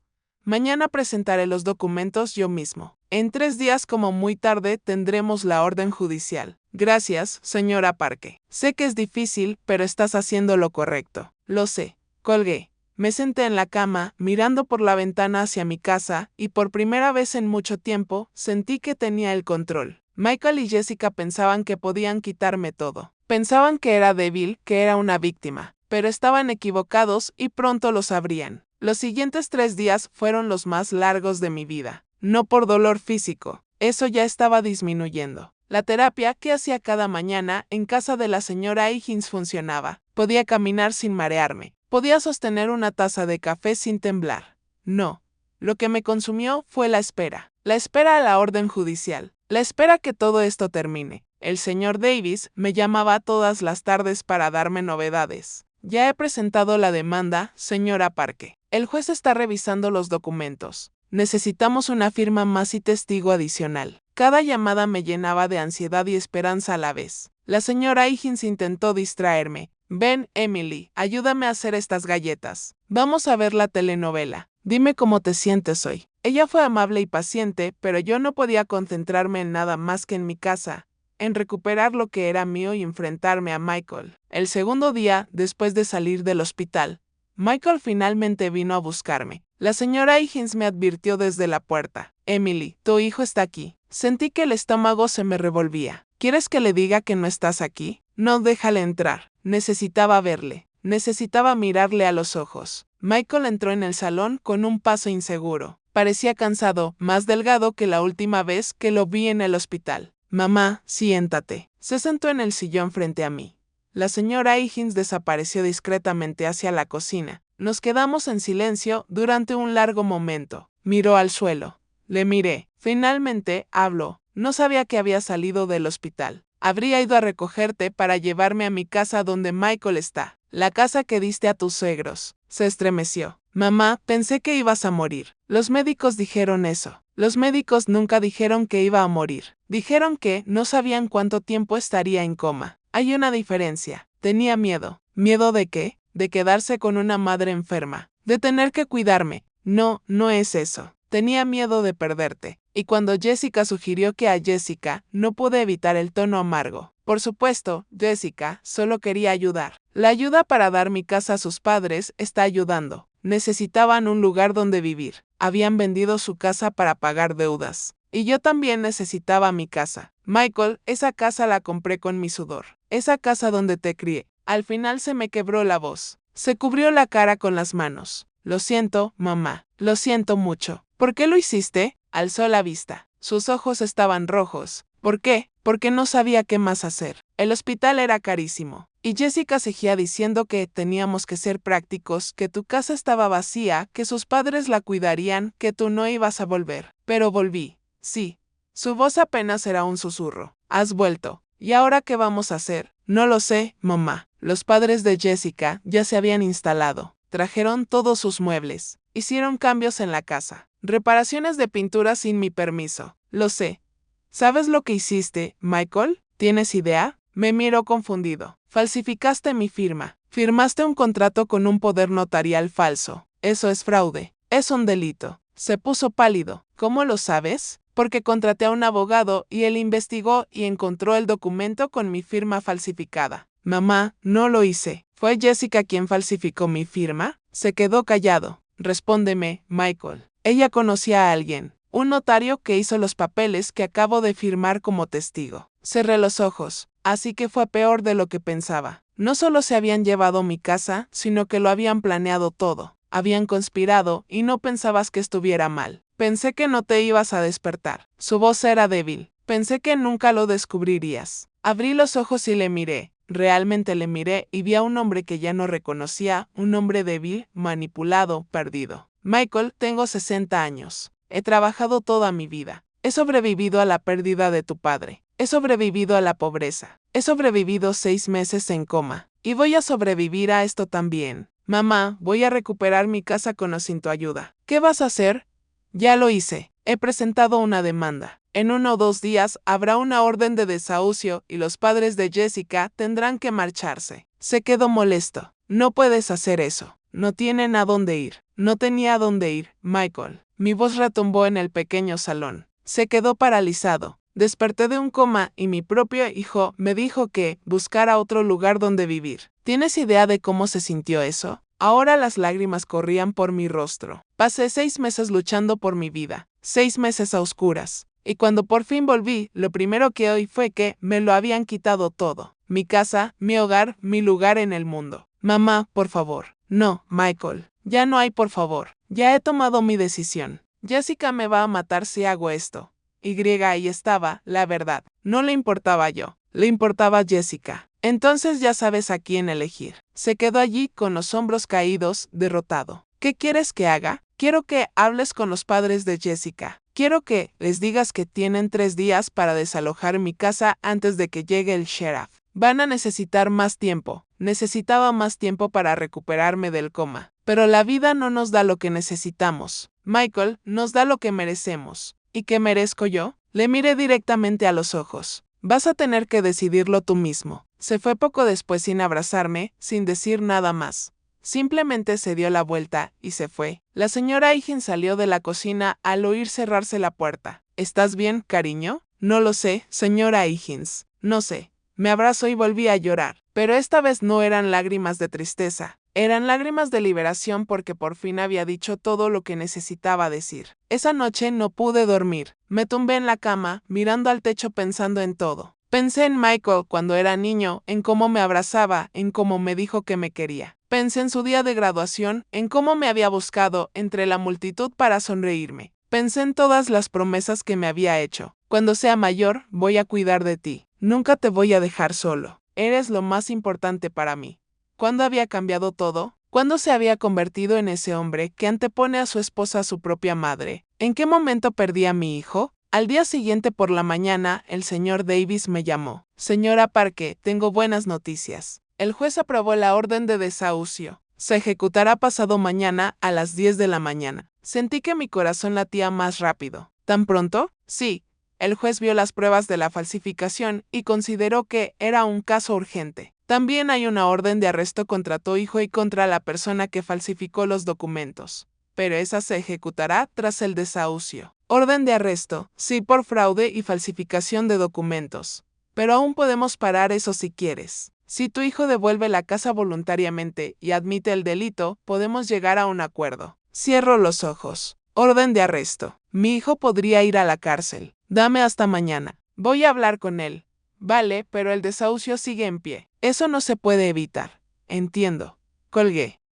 La señora Higgins me miró desde la puerta de la cocina. ¿Le vas a dar otra oportunidad? No lo sé, pero necesito intentarlo una última vez. Esa tarde fui a buscar a Michael. No en mi casa. No quería ver a los padres de Jessica todavía. Fui a su trabajo. Era un edificio de oficinas moderno en el centro, con paredes de cristal y seguridad en la entrada. Le pedí al guardia que llamara a Michael. Dile que su madre está aquí. El guardia tomó la decisión. Minutos después, Michael bajó. Parecía sorprendido. Mamá, ¿qué haces aquí? Necesito hablar contigo. ¿Podemos ir a algún sitio? Miró su reloj. Tengo una reunión en media hora. Esto es más importante. Suspiró. Hay una cafetería a una manzana. Nos sentamos en una mesa al fondo. Pidió un café. Pedí un té. Cuando llegaron las bebidas, hablé. Pasado mañana a las 10 de la mañana, un sheriff va a llegar a la casa. Va a ejecutar una orden de desahucio. Los padres de Jessica tienen que irse. Michael palideció. ¿Ya lo hiciste? Sí, mamá. No tienen a dónde ir. Ese no es mi problema, Michael. Ese es tu problema. Tú los pusiste ahí. Tú los eliminas. ¿Y qué quieres que haga? Ponlos en la calle. Quiero que encuentres una solución, pero que no sea a costa de mi casa. Se pasó las manos por el pelo, frustrado. Jessica me va a dejar si hago esto. Y ahí estaba de nuevo. Jessica. Siempre Jessica. ¿Y yo qué? Michael, ¿no importó? Sí, importas, mamá. ¿Pero qué? Pero ella es más importante. No respondió. Y ese silencio fue toda la respuesta que necesitaba. Me levanté. Hay algo más que necesitas saber. Hay una orden de arresto contra usted por fraude, pero aún puedo pararlo si haces lo correcto. ¿Lo correcto? Devuélveme mi casa. Reconoce que cometiste un error. Y asegurarse de que los padres de Jessica se marchen en paz. Hazlo. Y retire los cargos penales. Me miró con los ojos muy abiertos. Me mandarías a la cárcel. No quiero hacerlo, Michael. Eres mi hijo. Pero si me obligas, sí, lo haré. No puedo creer que estés diciendo esto. Tampoco puedo creer muchas de las cosas que han pasado. Pero aquí estamos. Me giré para irme. Mamá, espera. Me detuve, pero no me di la vuelta. ¿Qué nos ha pasado? Su voz sonaba rota. ¿Cuándo nos convertimos en esto? Me giré despacio. Nos convertimos en esto cuando dejaste de ser mi hijo y te convertiste solo en el marido de Jessica y yo dejé la cafetería. Esa noche Michael me llamó. Mamá, he hablado con Jessica. Hablé con sus padres. Mañana van a desalojar la casa. Sentí un gran alivio. ¿De verdad? Sí, no están contentos. Jessica está furiosa conmigo, pero se van a ir. Gracias, Michael. ¿Vas a retirar los cargos si todo va bien mañana? Sí. Bien. Hubo un largo silencio. Mamá, lo siento. De verdad lo siento, lo sé. ¿Me perdonarás algún día? Cierro los ojos. No lo sé, Michael. Quizás. Pero eso va a llevar tiempo. Entiendo. Te quiero, hijo mío. Siempre te voy a querer. Pero eso no significa que vaya a dejar que me hagas daño otra vez. Entiendo. Colgamos y me quedé sentado en la cama con un móvil en la mano, sintiéndome vacío y lleno a la vez. Vacío porque había perdido algo con mi hijo que nunca volvería a ser igual. Lleno porque por primera vez en mucho tiempo me había defendido. El día de la expulsión amanecía gris. Nubes densas cubrían el cielo de Chicago, amenazando con lluvia. El aire era húmedo, denso. Me desperté temprano, a las 6 de la mañana, aunque la orden de desahucio era para las 10.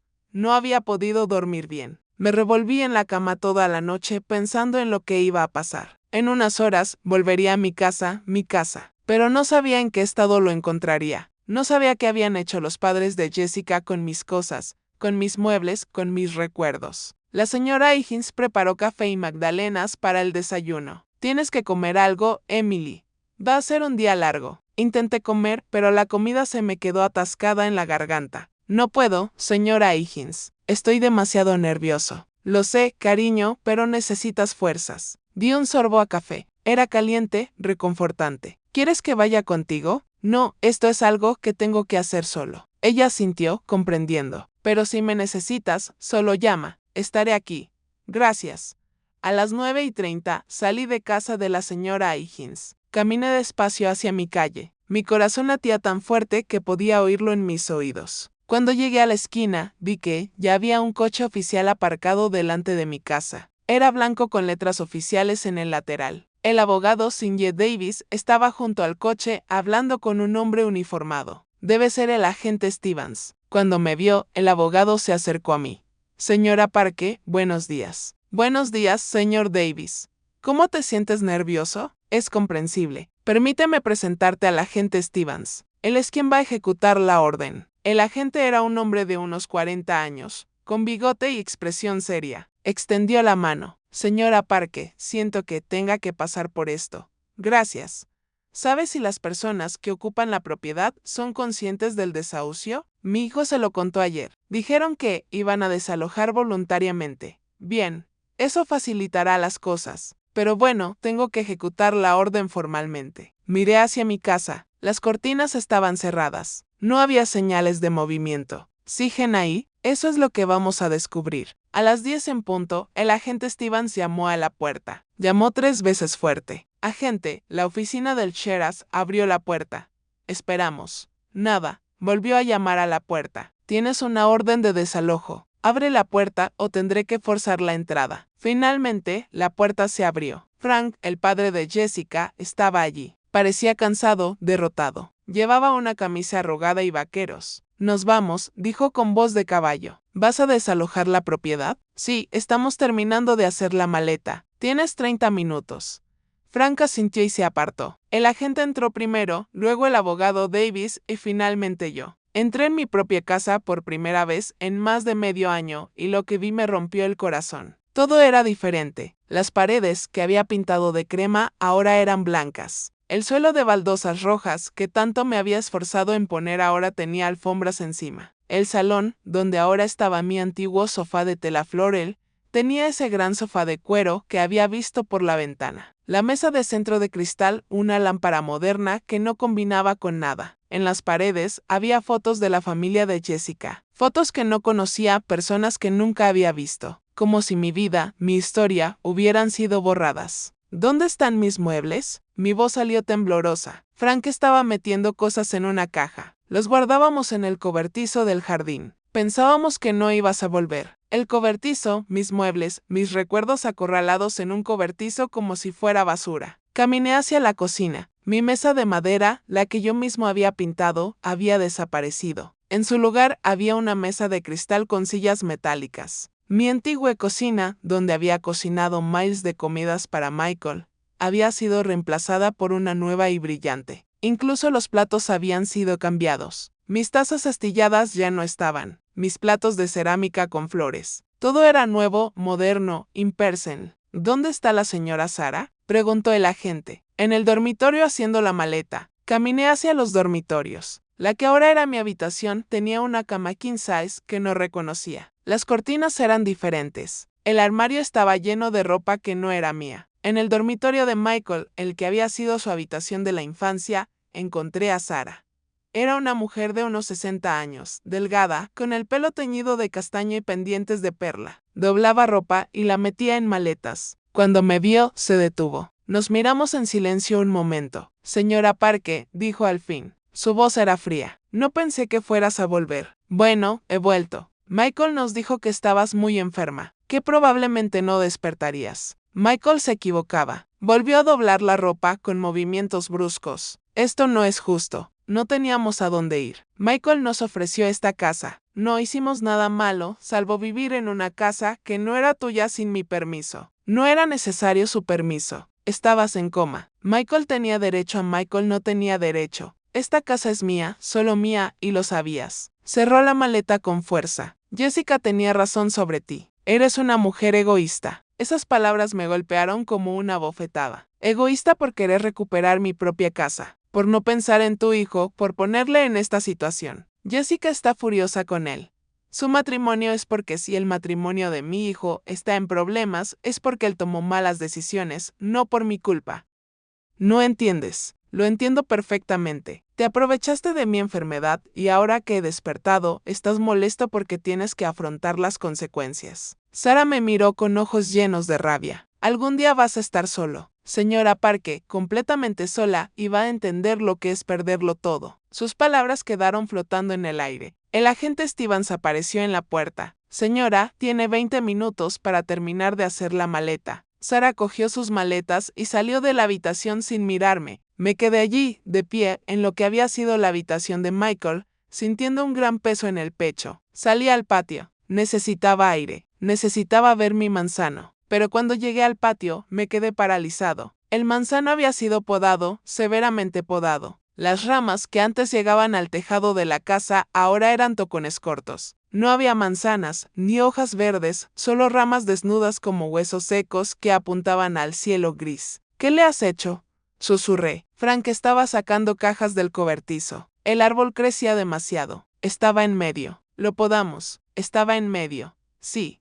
Las ramas llegaron a la ventana del dormitorio y las manzanas cayeron, ensuciando el patio. Sentí lágrimas ardiendo en mis ojos. Ese árbol, lo planté yo mismo con mis propias manos hace 25 años. Yo lo había cuidado, lo había regado todos los días. Había visto crecer cada rama. Había cosechado todas las manzanas y las habían mutilado como si no fueran nada. Era mi árbol, dije con voz entrecortada. Frank se encogió de hombros. Volver a crecer. Pero sabía que no sería lo mismo. Nunca volvería a ser lo mismo. Media hora después, Frank y Sarah terminaron de hacer la maleta. Tenían 4 maletas grandes, varias cajas y bolsas de basura llenas de ropa. El agente Steven supervisó mientras cargaban todo en su coche. Me quedé en la puerta mirando. Cuando terminaron, Frank se acercó. Vamos a dejar las llaves sobre la mesa de la cocina. Vale, cuídese, señora Parke. No respondí. Sarah pasó junto a mí, sin decir nada, pero me lanzó una mirada llena de resentimiento. Se subieron al coche y se marcharon. El agente Stevens me entregó unos papeles. El desahucio ha sido ejecutado. La propiedad es vuestra de nuevo. Aquí están los documentos oficiales. Gracias, agente. Si tienes algún problema, si intentan volver, llámanos inmediatamente. Lo haré. El agente y el señor Davis también se fueron poco después y finalmente me quedé solo en mi casa. Entré despacio. El silencio era absoluto. Caminé por el salón tocando las paredes. Olían diferente a pintura nueva de desconocidos. Fui a la cocina. La brillante estufa me miró como un insulto. Fui a mi dormitorio. La enorme cama ocupaba todo el espacio. Fui a la habitación de Michael. Ahora estaba vacío, solo las marcas en las paredes donde habían colgado cosas. Y por fin salí al patio. Me senté en el suelo de hormigón frente al manzano podado. Y lloré. Lloré por todo lo que había perdido. No solo los meses en coma, no solo mis muebles, mi decoración, mi hogar tal y como lo conocía. Lloré por mi hijo, por el dulce niño que me abrazó y me dijo que me quería. Por el joven que prometió cuidarme siempre. Por el hombre que debería haber estado de mi lado, pero que eligió a su esposa antes que a su madre. Lloré porque había ganado mi casa, pero había perdido a mi hijo. Y esa pérdida dolió más que cualquier otra cosa. No sé cuánto tiempo estuve sentado allí. El cielo se oscureció. Por fin se abrieron las nubes y empezó a llover. Gotas espesas y frías cayendo sobre mi cabeza, mi espalda. Pero no me moví. Dejé que la lluvia me empapara. Dejé que me lavara las lágrimas. Y en medio de esa lluvia hice una promesa a mí mismo. Iba a reconstruir mi casa. Iba a devolverle su alma. Iba a traer mis muebles del cobertizo. Iba a quitar esa pintura blanca y devolverle el color crema a las paredes. Iba a cuidar mi manzano hasta que volviera a dar frutos. Y si Michael quería volver a formar parte de mi vida, tendría que ganárselo porque ya no era la madre que perdonaba todo incondicionalmente. Ya no era la mujer que se quedaba callada. Yo era Emily Parke y había sobrevivido a cosas peores que esta. Cuando por fin dejó de llover, me levanté, con el cuerpo empapado y dolorido, pero con la cabeza en alto. Entré en mi casa. Fui al cobertizo del patio. Ahí estaban mis cosas apiladas como basura. Mi sofá de tela florel, mi mesa de madera pintada, mis tazas astilladas, mis platos de cerámica con flores, todo cubierto de polvo, olvidado pero aún ahí. Cogí una de mis tazas. La limpié con la funda de la blusa.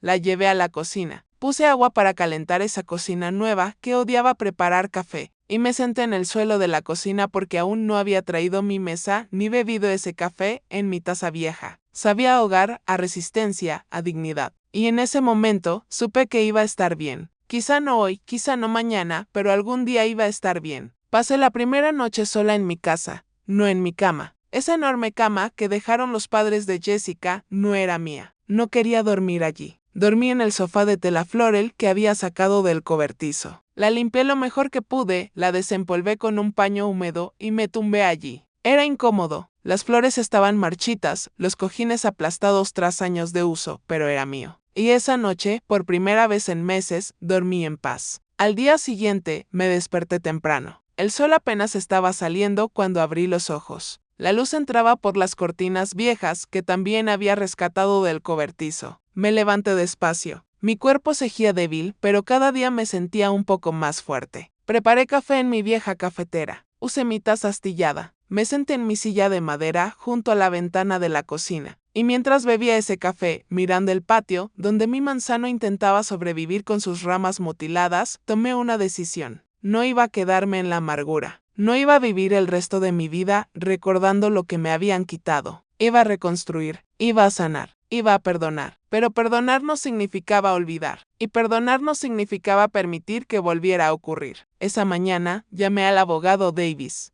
Buenos días, señora Parke. ¿Qué tal la noche en tu casa, buen señor Davis? Gracias por todo lo que hiciste por mí. No tienes que darme las gracias. ¿Has decidido qué vas a hacer con los cargos penales contra tu hijo? Respiré hondo. Quiero dejarlas. Hubo un silencio. ¿Estás seguro? Sí. Mi hijo cometió un error grave, pero no quiero que vaya a la cárcel. Quiero que aprenda. Quiero que viva con las consecuencias de sus decisiones, pero no de esa manera. Entiendo. Procederé con la retirada de los cargos. Pero señora Parke, tiene que entender que si vuelve a hacer algo así, no lo hará porque no le voy a dar la oportunidad. ¿Qué quieres decir? Quiero que prepare un testamento. Un testamento en el que quede claro que mi casa, mis bienes, todo lo que tenga, será donado a una fundación benéfica cuando muera. Mi hijo no va a heredar nada. El señor Davis tosió, sorprendido. Señora, ¿está completamente segura de eso? Completamente. He trabajado toda mi vida para esta casa. La construí con mi sudor. Y no voy a permitir que alguien que demostró no valorarlo lo conserve cuando ya no esté aquí. Entiendo. Prepararé los documentos. Gracias, señor Davis. Colgué y sentí algo extraño en el pecho. No era tristeza, no era rabia. Fue liberación porque finalmente había tomado el control de mi propia vida. Los días siguientes los pasé limpiando. Saqué todos los muebles que les habían dejado a los padres de Jessica. El sofá de cuero, la mesa de cristal, la cama enorme, las lámparas modernas. Las apilé en el jardín cubiertas de plástico. Michael podía venir a recogerlos cuando quisiera, o podían quedarse allí hasta que se pudrieran. No me importaba. Poco a poco fui trayendo mis cosas del cobertizo. Mi mesa de madera pintada volvió a la cocina. Mis sillas desparejadas, mi vieja estufa. Tuve que pagar a un fontanero para que lo volviera a conectar, pero mereció la pena. En el salón, coloqué mi sofá de flores, mi mesa de centro de madera con quemaduras de tazas calientes, mi lámpara de pie con la pantalla de tela amarilla. Colgué mis cortinas viejas, mis cuadros baratos comprados en el mercadillo, y poco a poco la casa empezó a parecer lo que había sido, como mi hogar. Una tarde, mientras pintaba las paredes del salón, devolviéndoles ese color crema que tanto me gustaba, alguien llamó a la puerta. Era Michael. No le había visto desde el día del desahucio. Ya había pasado una semana. Tenía un aspecto terrible. Ojeras profundas, barba sin afeitar, ropa arrugada. Mamá. Miguel. Nos quedamos mirándonos un momento. ¿Puedo pasar? Me aparté. Entró despacio, mirando a su alrededor, viendo los cambios. Los muebles viejos que tenía volvieron a poner las paredes medio pintadas. ¿Estás arreglando todo? Sí, voy a devolver la casa a como era antes. Mamá, ¿sobre qué pasó? No quiero hablar de eso ahora, Michael, pero necesito que sepas que lo siento. ¿De verdad te sientes apenado? Me giré para mirarle. ¿Sientes pena porque estuvo mal o te sientes mal porque te pillaron? Se quedó callado. Michael, retiré los cargos penales. No vas a ir a la cárcel. Sus ojos se iluminaron de alivio. ¿De verdad? Sí, pero hay condiciones. ¿Cuáles? Primero, nunca más tomas decisiones sobre mi vida, mis bienes o mi salud sin mi consentimiento explícito. Segundo, si alguna vez vuelvo a enfermar o quedar incapacitado, hay un documento legal que especifica exactamente quién tiene el poder de decisión sobre mí, y no eres tú. Le vi palidecer. Mamá, tercera condición. Cambié mi testamento. Esta casa, todo lo que tengo, será donado cuando muera. No vas a heredar nada. Lo que has oído, ¿verdad? Pero soy tu hijo. Soy tu único hijo. Y yo era tu madre, tu única madre. Y aún así me dejaste sin nada cuando pensabas que no iba a despertar. Las lágrimas empezaron a correr por su rostro. Mamá, por favor. Sé que la he liado. Sé que tomé la peor decisión de mi vida. Pero sigo siendo tu hijo. Lo sé. Y por eso retiré los cargos. Por eso no estás en la cárcel. Pero eso no significa que vaya a recompensar lo que hiciste, dejándote todo lo que tengo. ¿Y qué quieres que haga? ¿Qué puedo hacer para solucionarlo? Me acerqué a él. Quiero que aprendas. Quiero que entiendas que las decisiones tienen consecuencias. Quiero que valores a las personas que te quieren antes de que sea demasiado tarde. Te valoro, mamá.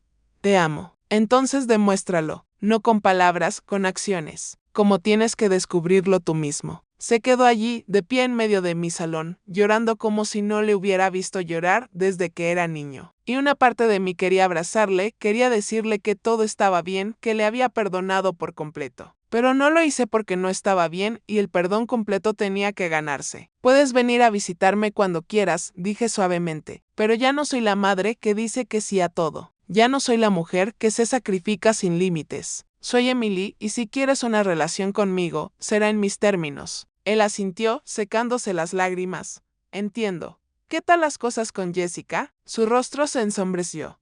Mal. Está muy enfadada. Dice que elegí a mi madre antes que a ella, que la humillé delante de sus padres. ¿Y qué le dijiste? Que hice lo correcto, que debería haberlo hecho desde el principio. Sentí algo en el pecho, algo parecido al orgullo. ¿De verdad se lo dijiste? Sí. Y ella dice que necesita tiempo, que no sabe si puede seguir casada conmigo. ¿Y qué quieres? No lo sé, mamá. Quiero a Jessica, pero no puedo seguir siendo la persona que era. La persona que la dejaba tomar todas las decisiones. La persona que te hizo daño para complacerla. Me senté en mi sofá de flores. Michael, siéntate. Se sentó a mi lado. Cuando murió tu padre, yo tenía 30. Estaba sola con un niño de 8 años sin dinero. Habría sido fácil rendirse. Habría sido fácil dejar que la amargura me consumiera. Pero no lo hiciste. No.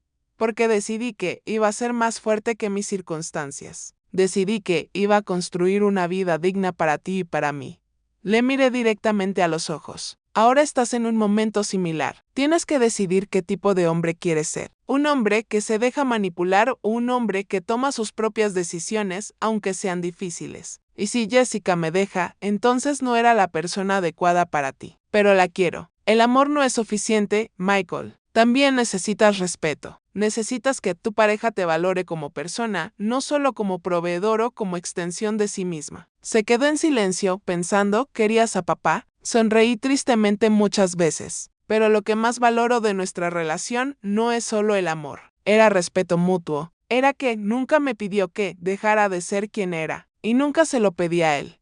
Jessica siempre ha querido cambiarme. Lo sé. ¿Cómo lo sabes? Porque lo vi desde el primer día que la conocí. Vi cómo te miraba, cómo miraba tu ropa, tu coche, tu vida, como si todo tuviera que mejorar. ¿Por qué nunca dijiste nada? Porque eras feliz. O pensaba que eras feliz y quería que fueras feliz. No sé si he sido feliz, mamá. Sinceramente, no lo sé. Le tomé la mano. Entonces tienes que averiguarlo, pero hazlo por ti. No para ella, no para mí, para ti. Él asintió. Nos sentamos en silencio durante un buen rato. Finalmente habló Michael. ¿Vas a volver a confiar en mí alguna vez? Pensé bien mi respuesta. No lo sé, hijo. La confianza es como un espejo. Cuando se rompa, puedes pegarlo, pero siempre verás las grietas. Entiendo.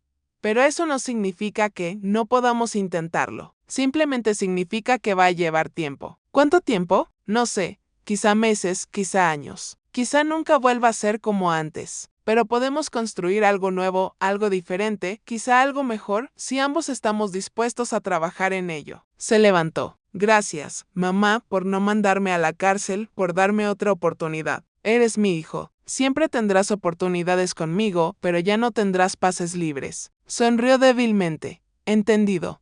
Se dirigió a la puerta. Antes de irse, se dio la vuelta. ¿Puedo ayudarte a pintar? Miré las paredes a medio terminar. ¿De verdad quieres? Sí, me gustaría. Me gustaría pasar tiempo contigo haciendo algo juntos como antes. Sentí lágrimas en los ojos, pero las contuve. Vamos, sábado temprano. Voy a hacer café y pan dulce. Su sonrisa se hizo más grande. Estaré allí. Y se fue. Esa noche, me senté en el patio frente al manzano. Sus ramas seguían desnudas, pero si miraba con atención, podía ver pequeños brotes verdes empezando a aparecer. Nueva vida, crecimiento. Después de la brutal poda, el árbol estaba sanando como yo. Cogí mi taza de café y la alcé al cielo, hacia nuevos comienzos. Susurré a la dignidad, a la fuerza, y di un sorbo. Sabía amargo, pero también a victoria. El sábado siguiente, Michael llegó a las 8 de la mañana. Trajo una bolsa con pasteles de una panadería cercana, la misma que yo compré cuando era niño. He traído rollos de canela y toties. Tus favoritos.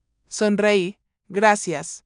Yo hice café. Nos sentamos en la cocina, en mi mesa de madera pintada. Y por primera vez en años, desayunamos juntos sin tensiones, sin que Jessica interrumpiera, sin llamadas urgentes del trabajo. Solo él y yo, como en los viejos tiempos. Después del desayuno, pintamos. Michael se puso una camiseta vieja y empezamos a pintar las paredes del salón. Color crema, el color que me encantaba. Trabajamos en silencio la mayor parte del tiempo. Un silencio cómodo, nada incómodo. A media mañana, mientras pintábamos, habló Michael. Mamá, ¿recuerdas cuando era niño y te ayudaba a vender tartas en la plaza? Sonreí. Por supuesto que lo recuerdo. Has cargado esa caja pesada sin quejarte. Quería ayudarte. Quería que estuvieras orgulloso de mí. Siempre he estado orgulloso de ti, Michael. Incluso ahora, dejé de pintar y le miraba. Estoy decepcionado con lo que hiciste, pero sigo orgulloso del hombre que puedes llegar a ser. Y si no me convierto en él, entonces será tu decisión. Pero voy a seguir esperando porque eres mi hijo y los hijos siempre tienen la oportunidad de crecer. Volvió a pintar, pero vi lágrimas corriendo por sus mejillas. No dije nada. Yo seguía pintando a su lado. Al final del día, las paredes estaban terminadas. Color crema. Perfecto. La casa empezó a parecer como antes, como mi hogar. Michael se quedó hasta tarde. Cenamos juntos. Cazuela con arroz. Comida sencilla pero hecha con amor. Cuando se fue, me abrazó fuerte. Gracias, mamá. ¿Por qué? Por no rendirse conmigo. Nunca voy a rendirme contigo. Pero tampoco voy a permitir que me hagas daño otra vez. Lo sé y no lo haré. Te lo prometo. Que no sean solo palabras, Michael. Que sean acciones. Lo estarán. Y se fue. Me quedé en la puerta, viéndole caminar hacia su coche. Y por primera vez en mucho tiempo, sentí esperanza. No la esperanza de que todo volviera a ser como antes, sino la esperanza de que pudiéramos construir algo nuevo. Algo más fuerte, algo basado en el respeto, en límites sanos, en el amor verdadero. No en sacrificios ciegos, sino en dignidad mutua. Pasaron 3 meses. 3 meses en los que mi vida poco a poco volvió a encontrar su ritmo. Mi casa fue completamente restaurada. Las paredes color crema, mis muebles viejos. En su lugar, el manzano con nuevas hojas verdes brotando pequeñas pero firmes. Volví a vender tartas en la plaza los fines de semana. No porque necesitara el dinero, sino porque me gustaba, porque me hacía sentir útil, porque me conectaba con la gente de mi barrio. Emily, qué alegría verte de vuelta. Pensábamos que te habías ido. Hemos oído que estabas muy enferma. Y sonreí y les dije, sin dar muchos detalles, que había estado en el hospital, pero que ahora estaba bien. La vida siguió. Michael venía a visitarme cada 2 semanas. A veces traía pasteles. A veces simplemente venía a sentarse conmigo en el patio y tomar café. No hablamos mucho sobre lo que había pasado. Eso ya se dijo, pero poco a poco estábamos reconstruyendo algo. No era como antes. Nunca sería como antes, pero era algo nuevo, algo más honesto. Un sábado, mientras tomábamos café bajo el manzano, le pregunté, ¿qué tal con Jessica? Se quedó callado un momento. Se fue. Sí, hace un mes. Dijo que no podía estar con alguien que eligiera a su madre antes que a ella. Sentí que algo se apretaba en mi pecho. Lo siento, hijo. Yo no. Le miré sorprendida. No, mamá. Me di cuenta de algo después de que se fue. Me di cuenta de que, durante todos esos años, intentaba ser alguien que no era. Intentando complacerla, intentando ser suficiente para ella y nunca lo fui. Nunca iba a estarlo. ¿Cómo te sientes? ¿Libre? Sonrió tristemente. Por primera vez en años, me siento libre. Le tomé la mano. Me alegro por ti. De verdad, mereces a alguien que te quiera, no eres alguien que quiera cambiarte. Él asintió. Sus padres también se marcharon. Alquilaron un pequeño apartamento en otro barrio. Frank tuvo que volver al trabajo. Sara hace trabajos ocasionales para ayudar con los gastos. No dije nada. No sentí satisfacción ni alegría por su situación, solo aceptación. Las consecuencias naturales de las decisiones. Una tarde, mientras regaba el manzano, la señora Higgins vino a visitarme. Emily, ¿puedo pasar? Por supuesto, señora Higgins, pase. Entramos en la cocina. Yo hice café. ¿Cómo has estado, querida? Bien, cada día mejor. Me alegra mucho verte así. Cuando despertaste del coma, pensé que no ibas a sobrevivir. Yo también lo pensé, pero aquí estoy. ¿Y tu hijo, cómo está? Creo que se está encontrando a sí mismo. Jessica le dejó. La señora Higgins asintió. Lo sé. Conocí a Jessica hace 2 semanas en el mercado. Venga, sí.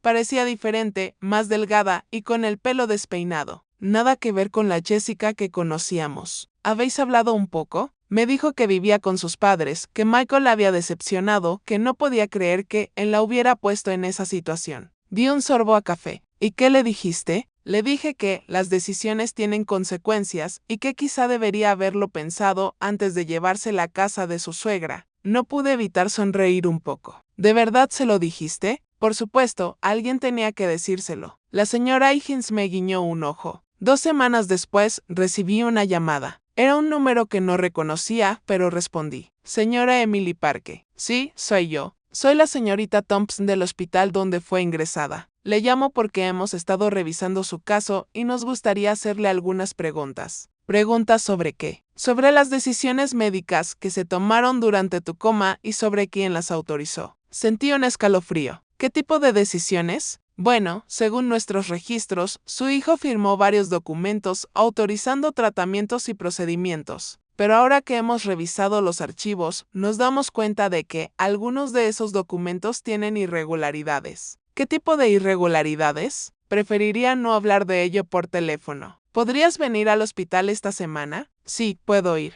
Perfecto. ¿Te va bien el jueves a las 2 de la tarde? Sí, estaré allí. Colgué. ¿Qué más habría hecho Michael mientras yo estaba en coma? El jueves fui al hospital. La señorita Thompson era una mujer de unos 40 años, seria, con gafas y el pelo recogido en un moño apretado. Me recibió en su despacho. Señora Parke, gracias por venir. Sé que esto debe ser incómodo para ti. ¿Qué encontraste? Abrió una carpeta. Durante tu coma, tu hijo autorizó varios tratamientos y procedimientos. Algunos eran necesarios, pero otros no.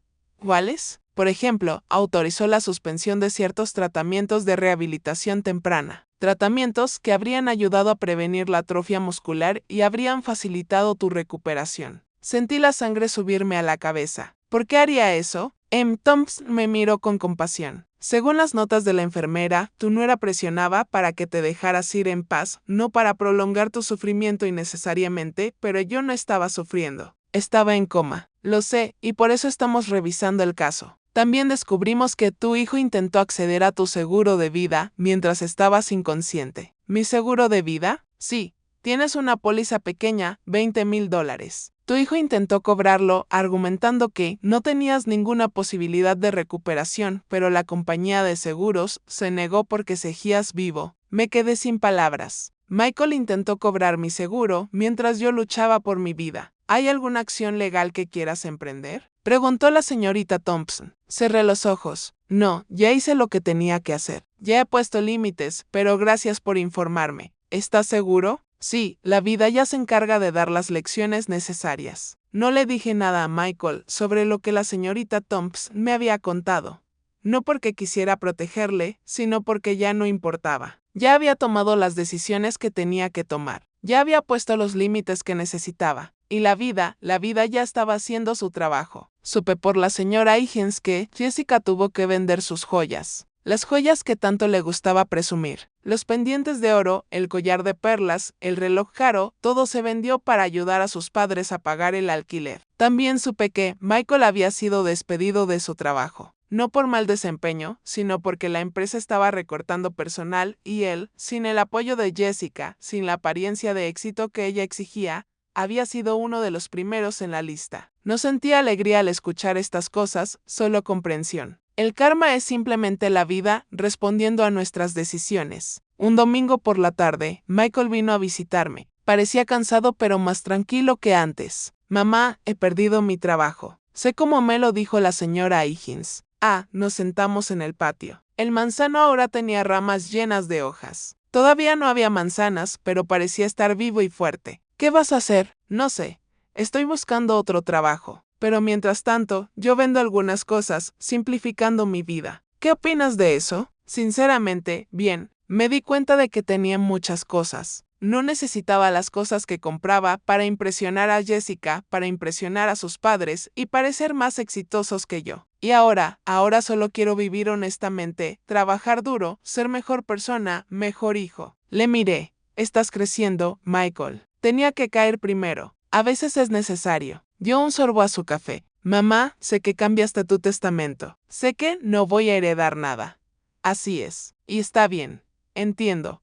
Me lo merezco. No se trata de lo que mereces. Se trata de proteger lo que construí y asegurarme de que, si algo me pasa, ayude a quienes realmente lo necesitan. Él asintió. ¿Puedo preguntarte algo? ¿O vas a poder perdonarme por completo? Pensé en mi respuesta. Ya te perdoné, Michael. Pero perdonar no significa olvidar. Y eso no significa que las cosas vuelvan a ser como antes. Significa que estoy dejando ir el resentimiento. Significa que te estoy dando la oportunidad de mejorar. Pero confía en que tienes que ganarte de nuevo. Lo haré, te lo prometo. No me lo prometas. Solo hazlo. Sonrió. Lo haré. Esa noche me senté solo en el patio. Las estrellas brillaban en el cielo oscuro. El aire olía a tierra mojada. Había llovido temprano por la tarde. Miré el manzano. Sus hojas se movían suavemente con la brisa. Y pensé en todo lo que había pasado. El ictus, el coma, el despertar, la traición, la lucha, la recuperación. Y me di cuenta de algo. No necesitaba venganza. No necesitaba destruir a nadie. La vida lo había arreglado todo. Michael había perdido su matrimonio, su trabajo, su apariencia de éxito. Jessica había perdido su estatus, su comodidad, su control. Los padres de Jessica habían perdido su casa, su tranquilidad, su cómoda jubilación. No por mi culpa, sino por sus propias decisiones. La vida siempre cobra sus deudas. Susurré al viento y di un sorbo a mi café. Sabía a paz. Han pasado 6 meses desde que desperté del coma. 6 meses desde que volví a la vida y descubrí que todo había cambiado. Hoy es domingo. El sol entra por la ventana de mi cocina, iluminando mi taza de café y el plato con pasteles que compré ayer en la panadería del barrio. Estoy sentado en mi mesa de madera pintada. La misma mesa donde Michael hacía los deberes cuando era niño. La misma mesa donde he tomado miles de cafés a lo largo de mi vida. Fuera, en el patio, mi manzano tiene su primera manzana. Solo una. Pequeña, sigue siendo verde, pero está ahí. Tras la brutal poda, tras quedar desnudo y herido, el árbol volvió a dar fruto, como yo. Michael encontró trabajo hace 2 meses. No es el mismo tipo de trabajo que tenía antes. No está en una oficina elegante con un título impresionante. Es en una pequeña firma de contabilidad que ayuda a negocios locales con sus impuestos. Gana menos, pero está más tranquilo. Ahora viene a visitarme cada semana. A veces trae flores del mercado. A veces solo trae sus regalos y eso es suficiente. La semana pasada me ayudó a arreglar una fuga en el tejado. Trabajamos juntos en silencio como antes. Cuando terminamos, nos sentamos en la terraza y bebimos limonada. Mamá, dijo, mirando el manzano. Tiene una manzana. Sí, el primero desde que lo podaron. Va a crecer fuerte de nuevo como todo lo que sobrevive a las tormentas. Me miró. ¿Hablas del árbol o de ti? Sonreí. ¿Ambos? No he vuelto a saber nada de Jessica. La señora Higgins me contó que se mudó con sus padres a otra ciudad, lejos de aquí, lejos de los recuerdos. Le deseo lo mejor, de verdad, porque guardar rencor solo envenena a quien lo guarda. Y ya no tengo espacio en mi corazón para el veneno. Esta mañana, mientras regaba el manzano, pensé en todo lo que aprendí. Aprendí que el amor sin límites no es amor, es autodestrucción. Aprendí que perdonar no significa permitir que te hagan daño otra vez. Aprendí que la hermandad es más importante que mantener la paz a cualquier precio. Aprendí que a veces las personas que quieres te van a decepcionar y que está bien sentir dolor por eso. Pero también está bien seguir adelante. Aprendí que el karma no es venganza. Simplemente es la vida respondiendo a nuestras decisiones. Y aprendí que nunca es demasiado tarde para empezar de nuevo. Tengo 60 años. No soy joven, pero tampoco he terminado. Todavía sé hacer tartas. Todavía puedo pintar paredes. Todavía puedo plantar árboles y verlos crecer. Todavía puedo vivir. Ayer, una joven vino a comprarme tartas en la plaza. Tenía unos 30 años, con un niño pequeño de la mano. Señora, ¿todavía tiene empanadas de carne? Sí, cariño. ¿Cuántos quieres? 6, por favor. Mientras preparaba las tartas, noté que tenía los ojos rojos, como si hubiera estado llorando. ¿Estás bien? Ella sintió rápidamente. Sí, solo que ha sido un día duro.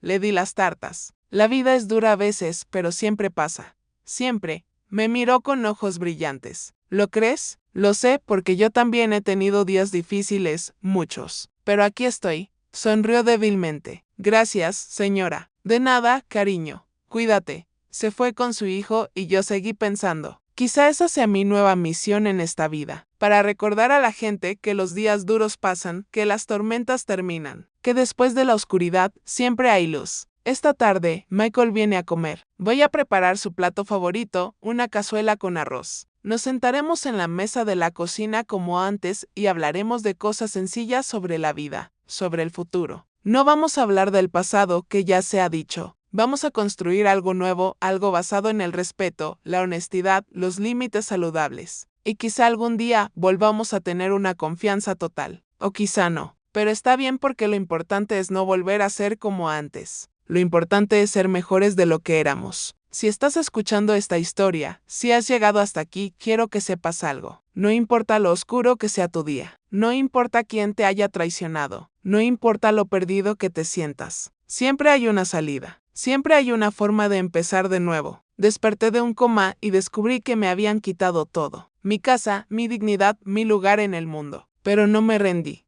Luché. Me levanté. Pongo límites. Recuperé lo que era mío. Y si yo pude hacerlo a los 60 años, después de 6 meses en coma, tras perderlo casi todo, tú también puedes. No necesitas venganza. Solo necesitas dignidad. No necesitas destruir a nadie. Solo tienes que protegerte. Y sobre todo, debes recordar que mereces respeto incluso de las personas que amas, especialmente de las personas que quieres. Me llamo Emily Parke. Tengo 60 años. Y esta era mi historia. La historia de cómo perdí casi todo y cómo lo recuperé. No con rabia, no con venganza, sino con dignidad, con límites y con la certeza de que merezco ser tratado con respeto. Si mi historia ayuda a una mujer soltera a abrir los ojos, poner límites, defender su dignidad, habrá merecido la pena. Gracias por escucharme hasta el final. Que Dios te bendiga. Y recuerda, después de la tormenta, siempre vuelve a salir el sol.